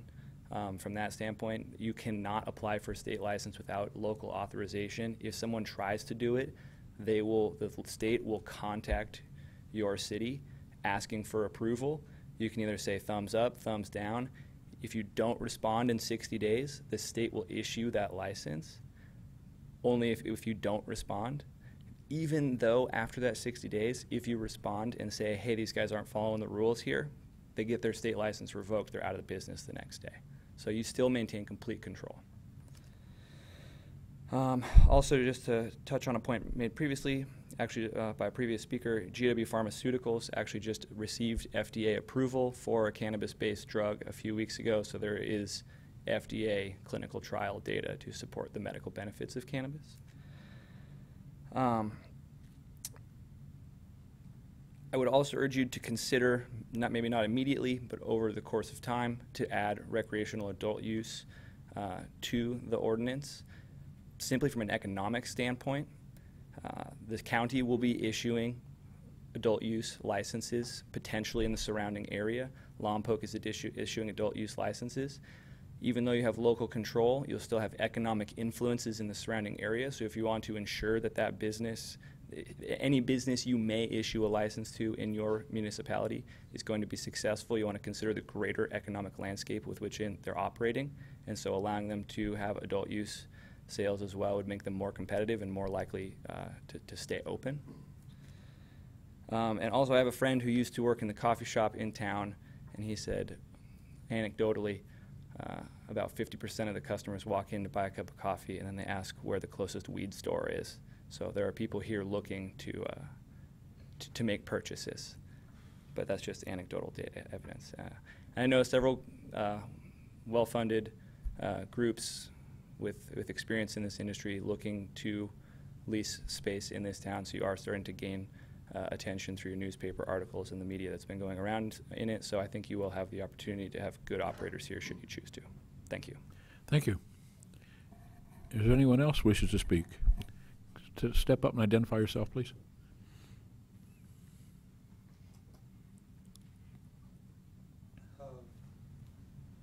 My name is Steve Brown. I live at 565 Amber Way. I've been here for 4 years. And I appreciate your courage and compassion in considering a medical dispensary. I believe that the evidence is wide and deep that there's medical benefits to marijuana and various cannabinoid products. So I just appreciate that. I feel perfectly comfortable with it. I don't mind it at all. I hope it will pass. That's it. Thank you for listening. Thank you. Is there anyone else who wishes to speak? Nancy?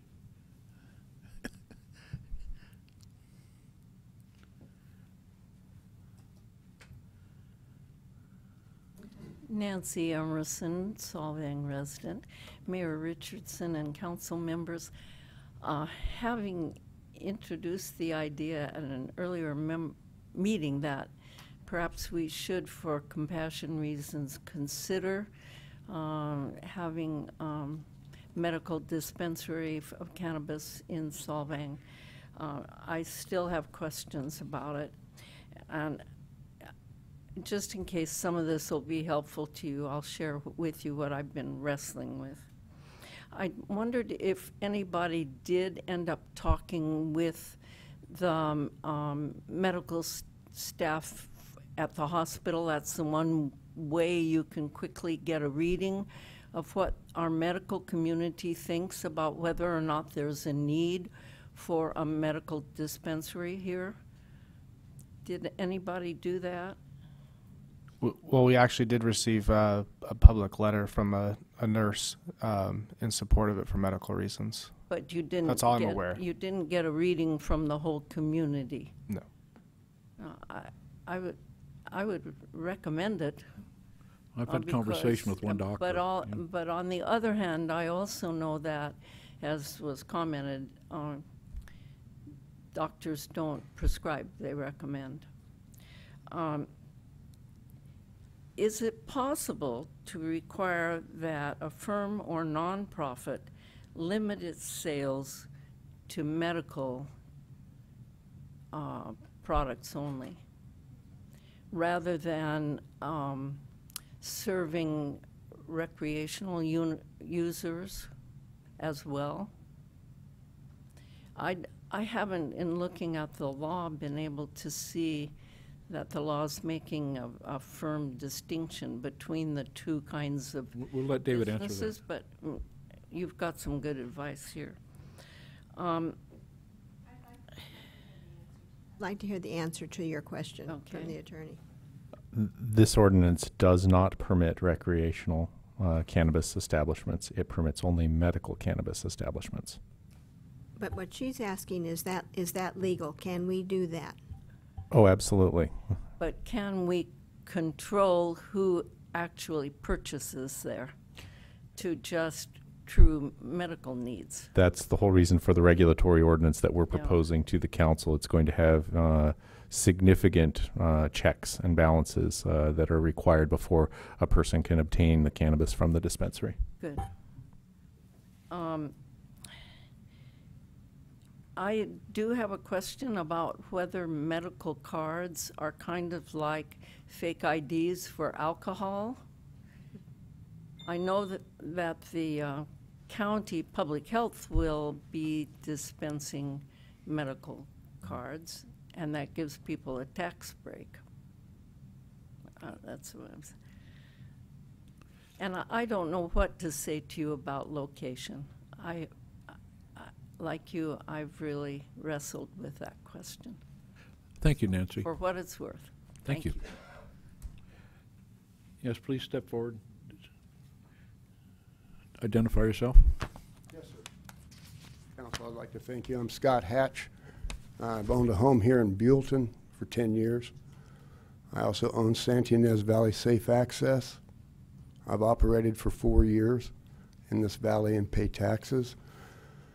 I share an office at Paul Greco, who was district attorney for 12 years in Santa Maria. I make sure I'm in compliance. I'm very small time. I think that we should only have medical marijuana. Recreational shouldn't be a part of the issue that we're discussing. I think the way you addressed it originally was absolutely the best way to go. As far as zoning, it shouldn't be in Central District. It shouldn't be looked at as, yes, this should be the weed capital. By no means. That's ridiculous. It should be prescribed. My father was head of fine arts at Pepperdine University. I got him off of opiates. There is very much needed medical needs for this. My company is fictitiously business named Safe Access. I also have a multi-level marketing educational platform for seniors and for military. We donate thousands of pounds to military. My colleague is here tonight, and I think he wants to also thank you, as I want to thank you, for this proposal. And I think you're doing it the right way. I'm 62 years old. I haven't used any marijuana today, but I endorse it. I have a company that is a nonprofit. I live in a trailer at Ranch Club Estates. I lost millions of dollars in that collapse. I'm not living extravagantly, that's for sure. I want to stay small time. I want to have a collective here in the city of Solvang. I've sought out, and I think I've achieved a really nice place in the C3 district with a wonderful person who's from this valley. I'm Danish and Irish and all the other Western civilization. I really want to thank this council for accepting this and keep it medical only, by all means. I'd like to introduce you to my friend Ryan Creel, who's a veteran. In the 22 Strong, the film 12 Strong, he signed up the day after 9/11. Yeah. Speaking to the microphone, please. Excuse me. Thank you. I want to thank everybody. My name is Ryan Creel. I moved here 2 years ago from Colorado. I'm a big advocate for veterans as far as educational and use of cannabis.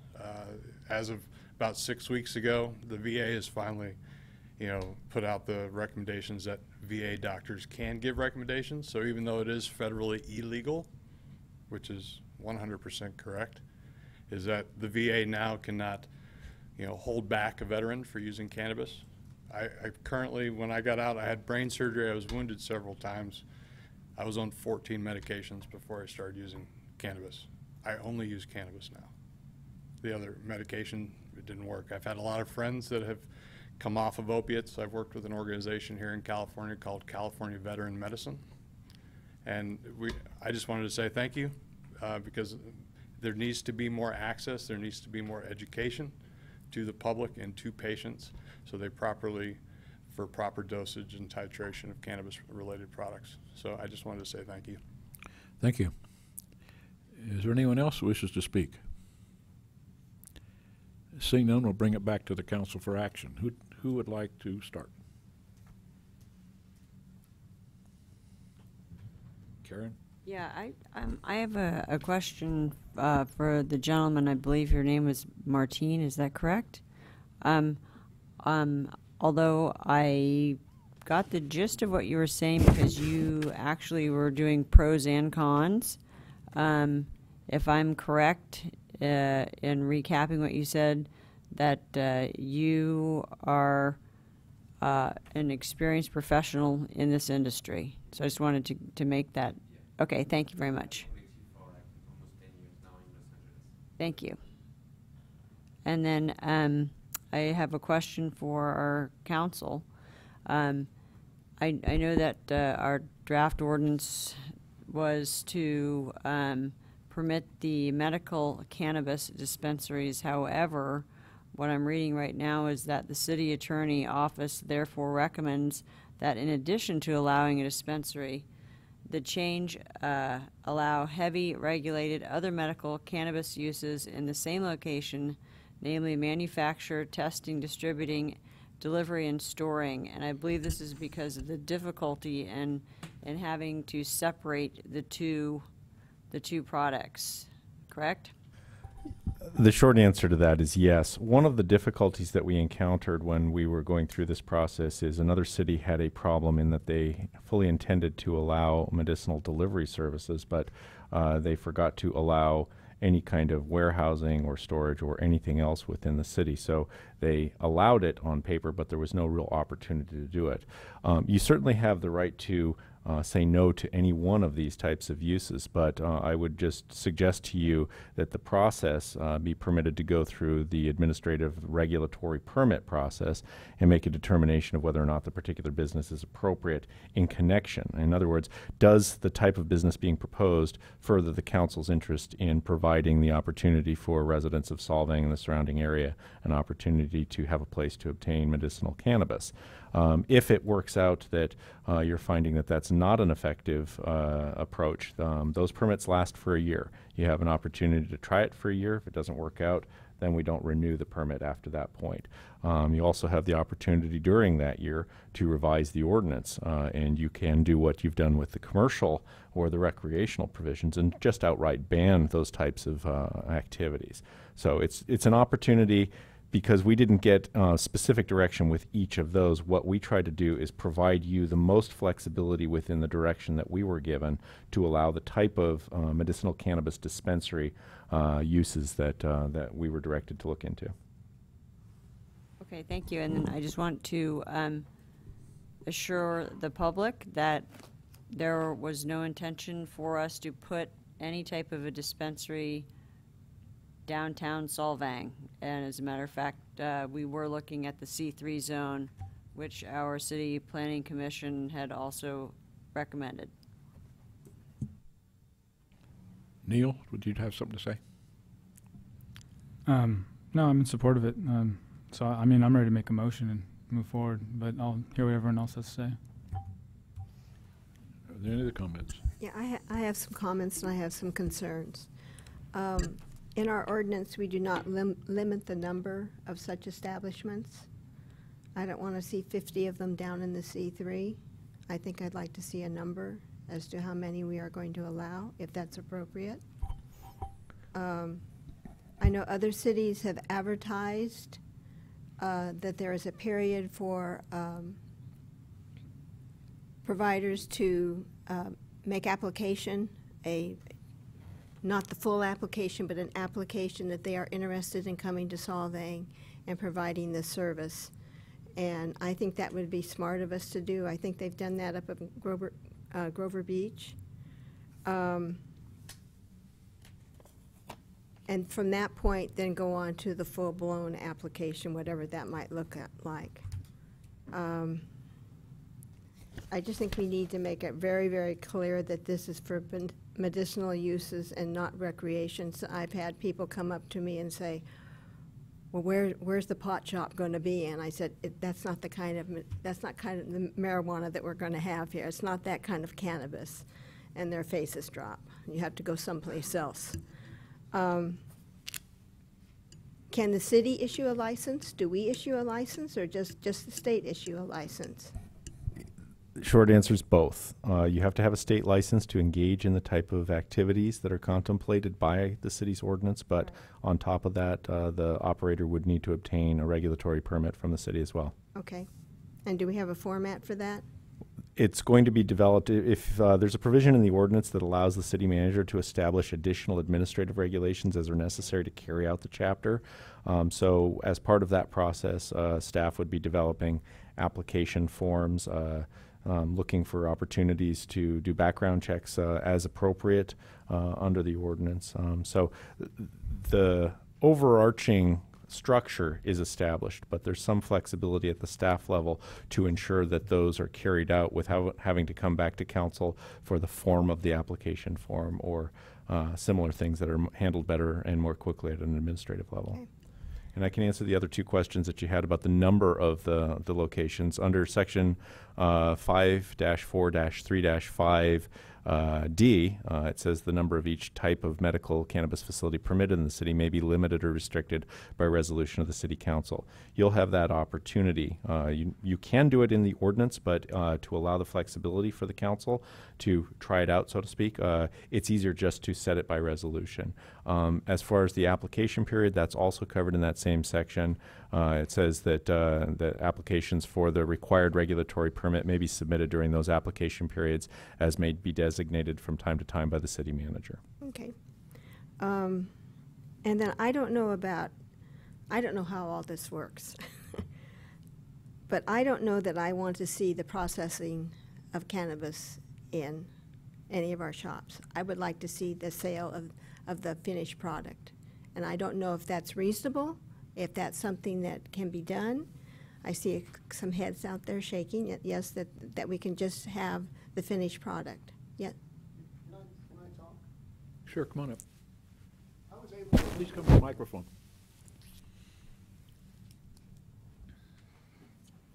On the 3rd of January, I received an email because I operate a real collective. I pay taxes and have for almost 5 years now, from the City Attorney of Los Angeles stipulating that if you're open on the 1st and 2nd of January of this year and you apply for your license, you'll be denied. So I closed for 3 days. I do not keep my inventory inside the city limits of Buellton. I know Mark Brzezinski, the city manager. I've had many discussions with him about this. I was able to convey to the city attorney of Santa Maria and obtain a license for medical cannabis delivery from the city of Santa Maria. I'm the only person that was able to do this. He did it based on my conversations and that I was willing to help recognize the benefits and the fact that I was closed. And he went on to Weed Maps, and I was even unaware that he knew about Weed Maps. I don't know if you do, Mayor, but Weed Maps is an advertising platform. I told him I was closed. And I heard him typing away.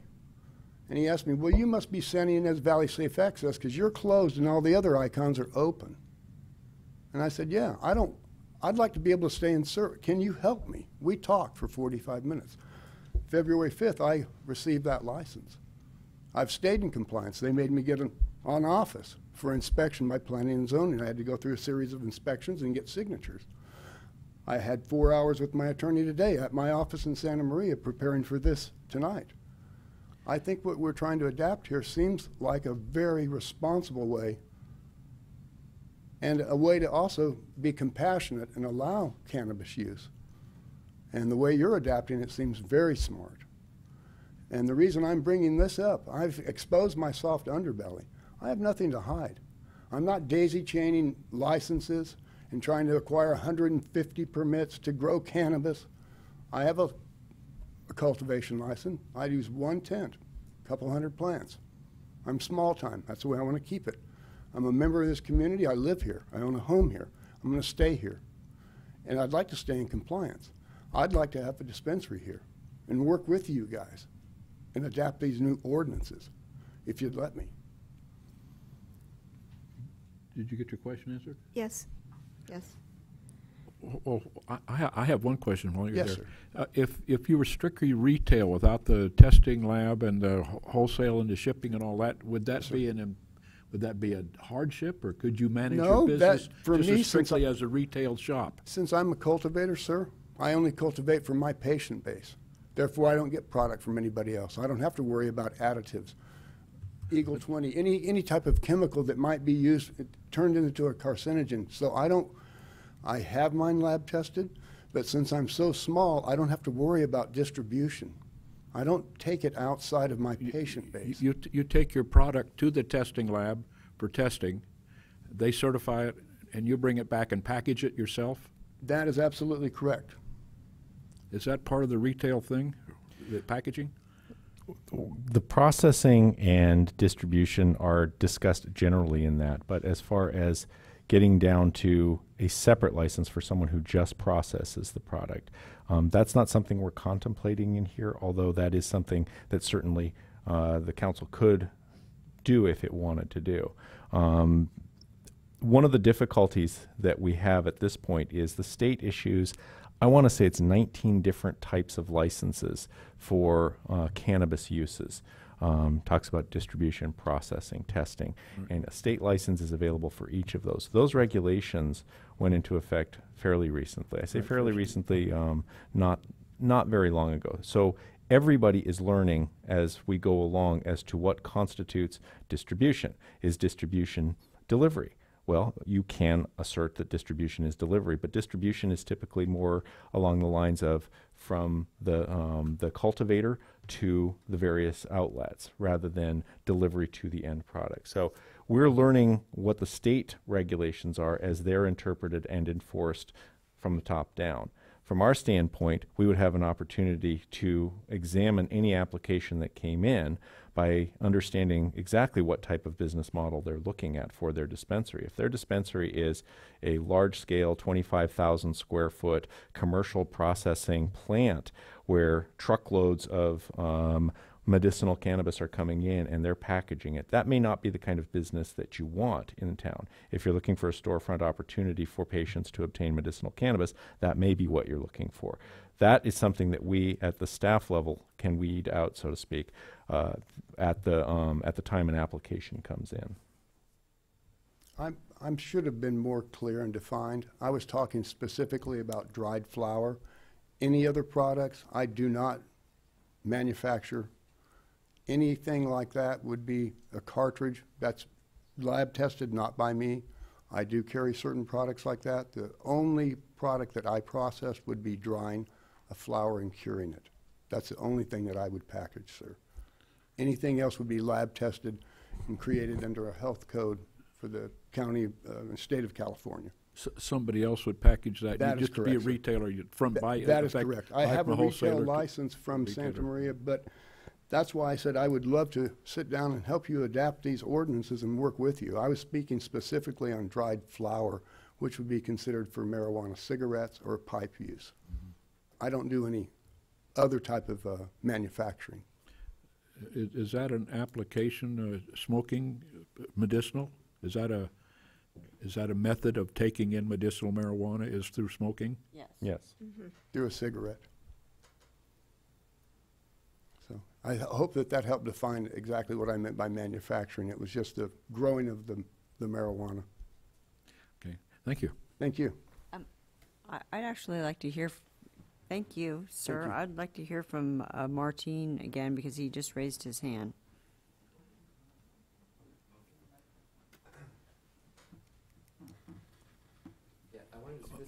Martine, before you start, I appreciate your accent. Sorry. It's cool, but I can't quite get you, so if you I'm gonna slow try to go down just a little slowly. bit, appreciate it. Frenchy here. All right. Glad So my wife isn't here. That's what I'm trying to say. all right.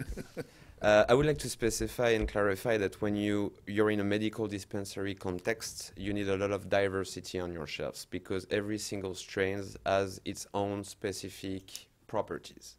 So, for example, outdoor growers that are going to produce outdoor crop, their cannabidiol rates and other substances like that, which have big medicinal properties, are going to be lower than indoor products.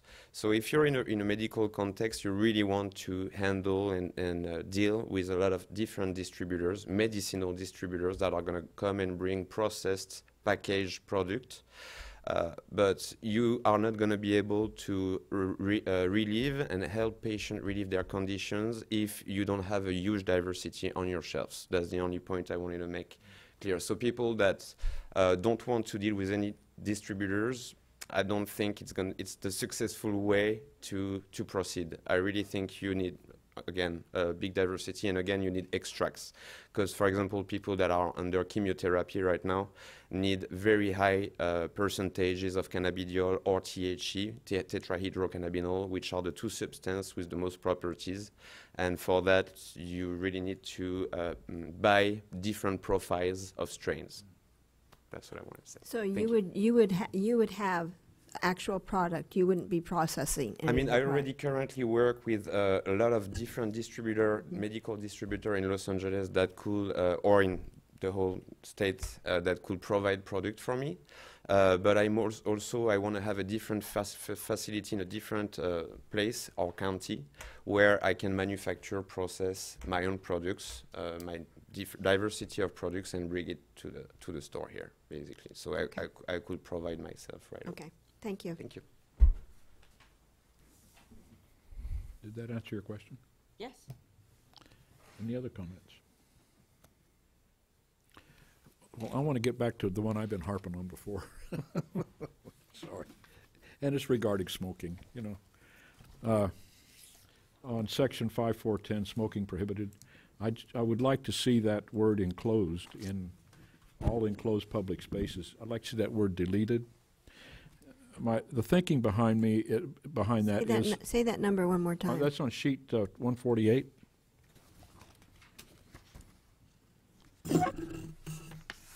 The sentence reads, smoking cannabis and ingesting cannabis products are subject to the regulations contained in the Health and Safety Code section so-and-so. A, smoking shall be prohibited in all enclosed public spaces within the city of Solvang with the following exceptions, and it's hotel rooms and those sorts of things. The state law stipulates that where you smoke tobacco, you cannot smoke, or if smoking tobacco is prohibited, then smoking cannabis is prohibited in those same areas. And by taking this word enclosed out of public places, we in the city would be able to, I don't want to say prosecute, but be able to cite people that do smoke cannabis in public places where we prohibit it. If it's state law we have to obey, then our code enforcement officer cannot cite. Would have to be a sheriff or some other police force rather than our own. So by taking this enclosed public spaces out of here, our code enforcement officer can cite folks for smoking in the parks and in public places. So that's why I'd like to see that pulled out. I don't believe that you can smoke in public places right now anyway. Am I correct? That's correct. Under Health and Safety Code 11362.3, the ability to smoke It does not permit, quote, any person to smoke or ingest cannabis or cannabis products in a public place except in accordance with Section 26-200 of the Business and Professions Code. That section allows local control. So if local control allowed it in a public place, then it would be permitted. But I think the mayor's point is that this is a state-level regulation, and if someone was going to be cited for smoking in a public place, we don't have a local ordinance that does that. And if someone was going to be cited for a violation of a local ordinance, our code compliance person would be able to issue that citation rather than having a peace officer, law enforcement officer issue it. So it's a reasonable change, certainly. You have that opportunity on first reading to remove that, but currently state law prohibits smoking in public places, whether enclosed or otherwise. Well, I'd like to know where our code enforcement person is in downtown Solvang. Any day, any hour. There are cigarettes all over the place. Right. Well, cigarette smoking is not prohibited. You can smoke in Solvang. What Dave's saying, we could create an ordinance that says you can't, and then cannabis is also excluded from that. Right. There are two ways that you could do it. You could either address cannabis tonight by removing the word enclosed from section 54-10 and such that it would say smoking shall be prohibited in all public places within the city. That would apply to cannabis. There is a separate ordinance within the city that prohibits smoking in enclosed public spaces. We would need to bring back that ordinance to remove the word enclosed such that in public places within the city, cigarette smoking would not be permitted. You could also have an option of doing it this way, that don't change the ordinance tonight at all. Come back with the change to the overall smoking ordinance, remove that word enclosed, and then it would trickle down to smoking cannabis in a public place. So there are a couple ways that you can handle it if that's the direction you'd like to go. Don't we already have it on the advanced calendar to review? I was just going to say that I think it was actually scheduled for the next meeting to discuss the public smoking ordinance. Yes, so that would be the opportunity to be more stringent, if that's what this word would still be in this ordinance, even though we'd have passed another ordinance. So wouldn't it be a confusing factor? In your smoking ordinance, you can include tobacco and cannabis.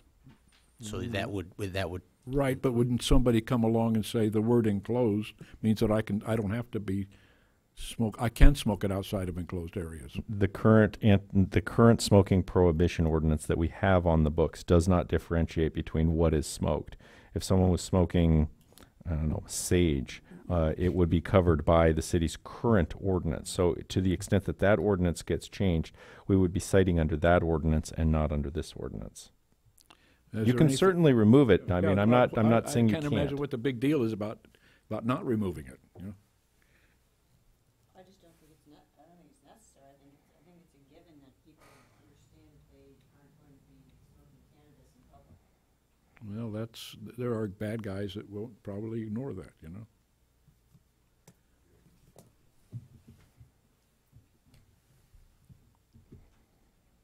Mayor, if you want to take it out, it's fine with me. I don't care one way or the other, because I think we're going to address it in our smoking ordinance. I think we're getting buried in the weeds, so I'd like to move that we adopt the this is the first reading. Are we going to address how many of these establishments we want to have? So I believe that answer was already right. He will have the authority to determine. You can establish a number by resolution. So if you'd like to have us come back with a resolution, either at the next meeting with the second reading of this ordinance or at a subsequent meeting, we can certainly do that.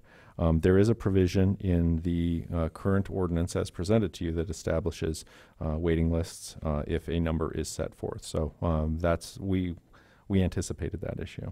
Okay. Okay, so my question is then, are we, because I was in favor of taking the city attorney's recommendation that in addition to allowing dispensary, the change allow heavily regulated other medical cannabis uses. Other medical cannabis uses in the same location, namely manufacture, testing, distribution, delivery, and storing for the medical cannabis. So we are good with that? I don't want all that. No. I don't want that either. I think a retail shop is just fine, you know, as far as that goes. I wanted to get a feel for what everyone was thinking here. I'll second the motion. Isn't there a motion? The motion I'll is, second it. the motion is to accept the ordinance as stated. Okay. I'm going to offer a amended motion. The amended motion would be to eliminate all other uses or uses. What I'm trying to say is we'll make it a retail shop only without the testing, warehousing, packaging, and those sorts of things. And also remove the word enclosed in section 5410. But I think Martine said he needed to be able to store. I think that's why it's in there. Yeah. But I don't want the manufacturing of it. Well, if I can explain a little bit of what our thinking was on this. If you take a look at the definition of manufacture, it's not a huge warehouse. It can be something as simple as someone, just for example, making edibles, making tinctures, making lotions out of it. And it may be on a very small scale business model. In other words, it may, I don't want to say a mom and pop dispensary, that connotates the wrong thing, but a smaller localized operation that wishes to make its own types of products with a wide distribution model or wide category of products, as Martine said, that could be done within the same structure. That would be something we would be looking at a staff level, is determine what the business model is. If they're looking at a very small scale operation where they're going to be making their own products and branding their own products, limiting it just to retail would prohibit that type of operation. And they would have to contract with distributors somewhere else, delivery, transportation somewhere else, and it may increase the cost as a result because they're not able to make it at a cheaper level because they have to pay the middleman and all the things up the supply chain. I wanted to provide the maximum opportunity for a dispensary to be operated and leave it to staff to determine whether or not it's in keeping with the council's direction to establish this. We, I think, have a fairly clear direction that you don't want a massive processing operation. Not 25,000 square feet, yeah, no. And I use that as an extreme example. I think we understand that at the staff level, but to prohibit all uses other than retail uses may doom the operation of the medical retail operation because it can't compete financially. So it's kind of like a pharmacy that has the capability of also doing compounds, where basically patients can go there, get a custom pill, tailored to their need. Correct. And it's done on a small kind of production scale. Yeah, and say, for example, you have someone who is not able to smoke medicinal cannabis, and they need to have some kind of edible, but the particular dispensary does not have a distributor that has the type of edible that this person is able to ingest. They may be able to compound it themselves locally within their licensing, if they have a state license to do that, and do it at a local level. So it is similar to a compounding pharmacy. If you and that would fit well within what we're trying to do here. But I think we're very clear that you don't want massive processing or distribution facilities. It's not as if semi-trucks are going to be backing up and carrying out huge quantities to go elsewhere in the state. I think we understand the direction, and obviously we would be looking at those on an individualized basis. And I suspect that any application that comes into the city is going to go through a number of hands, the city managers, not the least of which, but the city attorney, planning, public safety, perhaps public works if there's some public works involved. But that's why we have the what we'll be proposing as a vetting process. Yeah, processing fee. Okay, do we want to limit the number of establishments? Again, that was we already had a limit in there, right? No, there's no limit currently. There is the opportunity for the council to set it by resolution. If you want to go ahead and work with the ordinance first, then you can give us direction to bring back a resolution at a subsequent meeting limiting the number of dispensary operations. We don't even know if the people that own the buildings want to rent any. This is going to largely be market driven. That's true. Yeah. My thoughts were that it should be a retail organization similar to other retail stores in our city, where they buy product from wholesalers to retail, not manufacture toys or not flower arranger is a different kind of a story, but they wholesale flowers in and put flower bouquets together. But I'm imagining what this is suggesting is that we have a manufacturing facility that does all those things, brings raw product in, tests it, combines it, packages it, delivers it, seals it, and all the whole 9 yards. And I think that's beyond what we want to see in the city. I don't. You had your opportunity to speak. I was just going to clarify. No, that's okay. We're discussing this among ourselves now. I think that's exactly what we want, because we want to be able to regulate the product. We want to be able to make sure that we are dealing with individuals that are properly licensed. And if we allow simply dispensary, then these individuals that may qualify and open a dispensary here will have to go get products somewhere else. We will have no idea where that's coming from. It's kind of the situation that we're in right now with people that are taking deliveries of marijuana. We don't know where it's coming from. We don't know where it's getting. We don't know what type of quality, and we certainly aren't making any revenue off of it. Well, it's all that is ordained in state law, is that you do know where it comes from because it's all registered, labeled, identified, including the transportation. You ought to read the state law, how thorough that is on the way it handles the pharmaceutical marijuana. And it's pretty thorough, and that's to its advantage. But I've got this idea that Solvang is a Danish community, a family-oriented community. And I don't think that any part of our community should have the word or the reputation that's got cannabis in it. Those areas that can have cannabis can circulate all around us. That's fine. Staying outside of the Solvang zip code is perfect. We don't. Our neighboring city, Buellton, has prohibited all aspects of marijuana. Why should we be the center of that thing? The people in Santa Maria have prohibited all marijuana, and you would think that in a city like that they would allow it, but they don't. Our liberal friends to the south in Santa Barbara think it's a good deal, and so do our friends in Lompoc. And I think that Lompoc is probably close enough to be able to provide us and to provide the people that need the medical marijuana access to it, that they can have it delivered. We can't prevent delivering. They can have it delivered, and that's and we'll keep our image, our brand, that's known worldwide as a Danish community that the term marijuana or pot or cannabis is not associated with.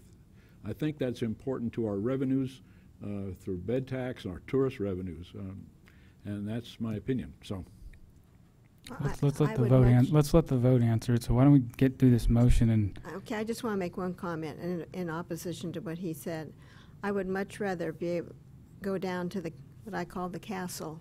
Should I need something, should I become ill, and I cannot cope with whatever the doctor's given me, and cannabis is a solution, I would much rather know that person and say, this is what I need, instead of going to Lompoc or going to one of the 8 stations that supposedly will be allowed by the county of Santa Barbara in the unincorporated areas. I'd much rather be here. I still feel that a lot of these issues will be resolved through our vetting process. I mean, we can't limit ourselves too much. We have to leave things open to the vetting process. Okay, well, then I would like to. I'll go ahead and make a motion to. There's currently a motion. There was a substitute motion proposed but not seconded. So does the substitute motion die? No, it was an amended motion, one substitute motion. Okay. To amend the motion that we eliminate that word enclosed. But the motion was seconded. And to allow retail sales only of marijuana. Motion accept the amendment. I'm sorry? Does the maker of the motion accept the amendment, I think is what you're asking. Right. No. The maker of the motion. Okay. I'm sorry?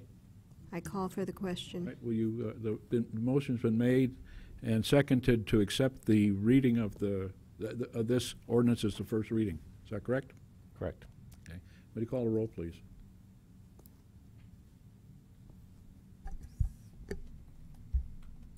Was this your motion? No, it's Ryan's motion. Councilmember Toussaint? Yes. Zimmerman? Yes. Jameson? Yes. Waite? Yes. Mayor Richardson? I believe that that this ordinance is probably a good ordinance. I'm of the opinion that it's not for the branding of Solvang. I don't think it's the way to go. I've been reading. I've read the state law regarding medical marijuana pharmaceuticals, pharmacies, dispensaries. I've done some research on cannabis studies regarding CBD oil and ratios between CBD oil and THC.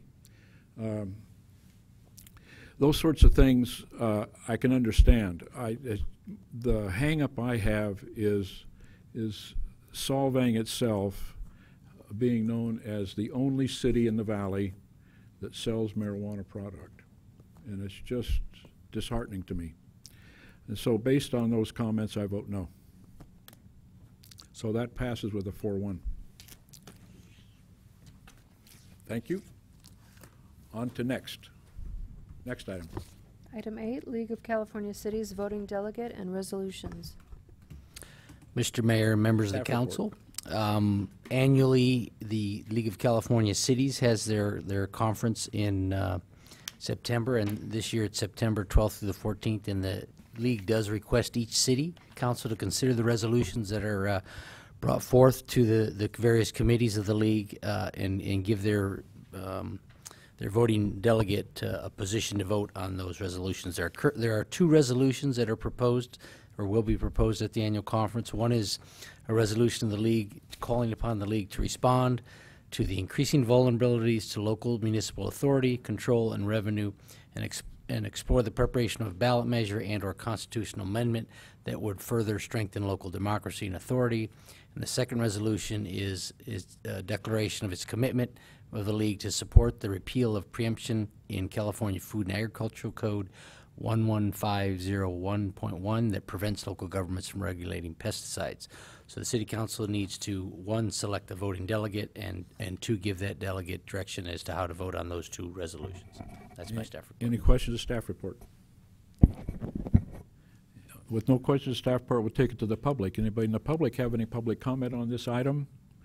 Seeing no one, will bring it back to the council. Now, who's going to go to the convention? Unfortunately, I have a business obligation to do some auditing up in the state of Washington during that time frame. I'm willing to go. Joni? No, I have an obligation also. Neil? Last chance for a... I'm obligated to something else. I can go. It's between you and I. Yeah, we'll go. Okay. I nominate Ryan as the delegate, and I'll be the backup delegate. I'll second that. I'm going, yeah. Oh, yes, that's... Mayor Well, what do we, no, how do we want them to vote? We got, Oh, okay. Mayor Richardson? yes. Councilmember Jameson? Yes. Councilmember Toussaint? Yes. Waite? Yes. Zimmerman? Yes.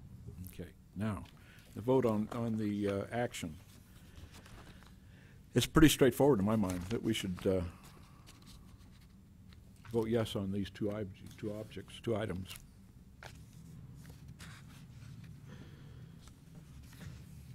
So I move such. I'll second that. That's what they recommend. It's moved and seconded. All those in favor say aye. Aye. Aye. Oppose? 0 pass. Okay.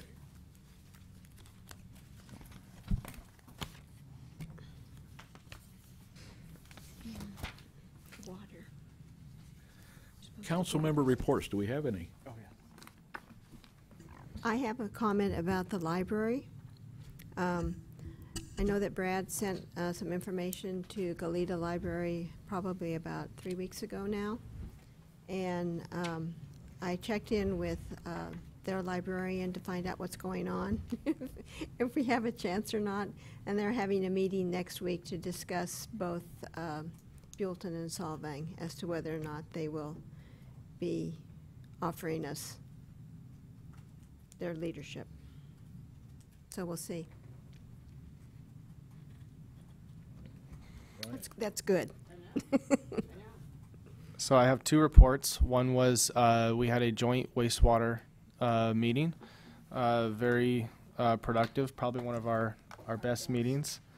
I think staff from both sides are working together very well, and lots of discussion around the upcoming wastewater treatment plant upgrades that will, what is that, the next meeting that we have?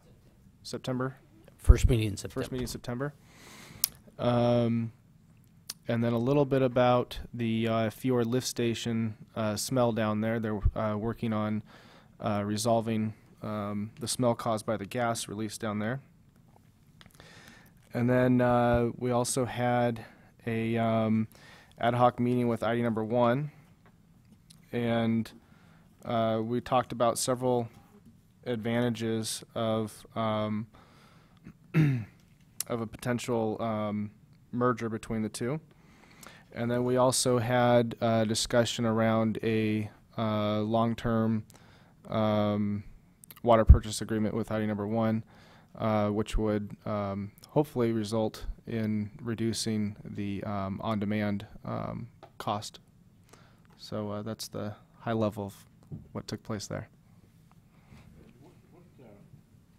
What kind of advantages did they decide on the merger potential? What were their thoughts? For a merger, I guess I could probably give this to Lisa, and you can enter it in the packet if you want. But we have under advantages so far, we have number 1, we have improved water reliability, and then there's several things under that. So access to Lake Achuman entitlement, exchange for South Coast State Water, access to St. Inez Upland Groundwater Basin, access to ID number 1 high-yield river wells upstream of Alisal Ranch, ability to prove up maximum amount with water, ability to prove up maximum amount with Solvang river wells, access to 200 acre-feet year state water drought buffer entitlement, and then second one would be a reduced cost to Solvang residents. And we have, under there, we have ID number 1, large meter monthly charges would go away. Those are those 2 meter that we maintain. And then we have ID number 1, well production costs are lower than Solvang's due to a much higher capacity of ID number 1 river wells, or wells. And then we have experienced lower costs due to economy of scale, reduce administrative costs, eliminate duplication of tasks such as groundwater management and state water billing. And then 3, we have internal water banking / conjunctive use. We have state water can be used during years of high allocation, and the St. Inez Uplands Basin can rest and water levels remain high for years for low state water allocation. And then we also have expanded resources, facilities, and operational flexibility with reduced potential for future San Luis Reservoir carryover losses. And then other benefits, number 4, we have greater representation in sustainable management of St. Inez Uplands Basins, the GSA. And then maintain strong influence of ID number 1 district-wide decisions. Do you want to hear the cons? Yes, I want to hear the cons. So the list isn't very long. Let's see, potential for, and then we also have a potential for increased state water use in Solvang's, thus less salts going to Solvang wastewater treatment plant, which is causing problems at our wastewater. So the two go together. Under disadvantages so far, we have obviously loss of full control. So full control over decisions affecting water and Solvang will be lost. And then we also have additional state requirements for item number 1. So with a combined total of meters greater than 3,000, there's potential for additional state requirements, such as the need for an urban water management plan. The one caveat to that is there's what was conveyed by Chris Dahlstrom, is he believes that there's already legislature moving at the state level that would basically lower that number from 3,000 down to a number that we would be within anyway. So it might be a moot point. Did you discuss who the surviving operation would be? Surviving operation? Yeah, of the merger. Oh, yes. I mean, it would make sense that item number 1 would take over Solvang. Any other questions? Any other committee reports? That's it for now. With that, then, we stand adjourned till the next meeting. Thank you.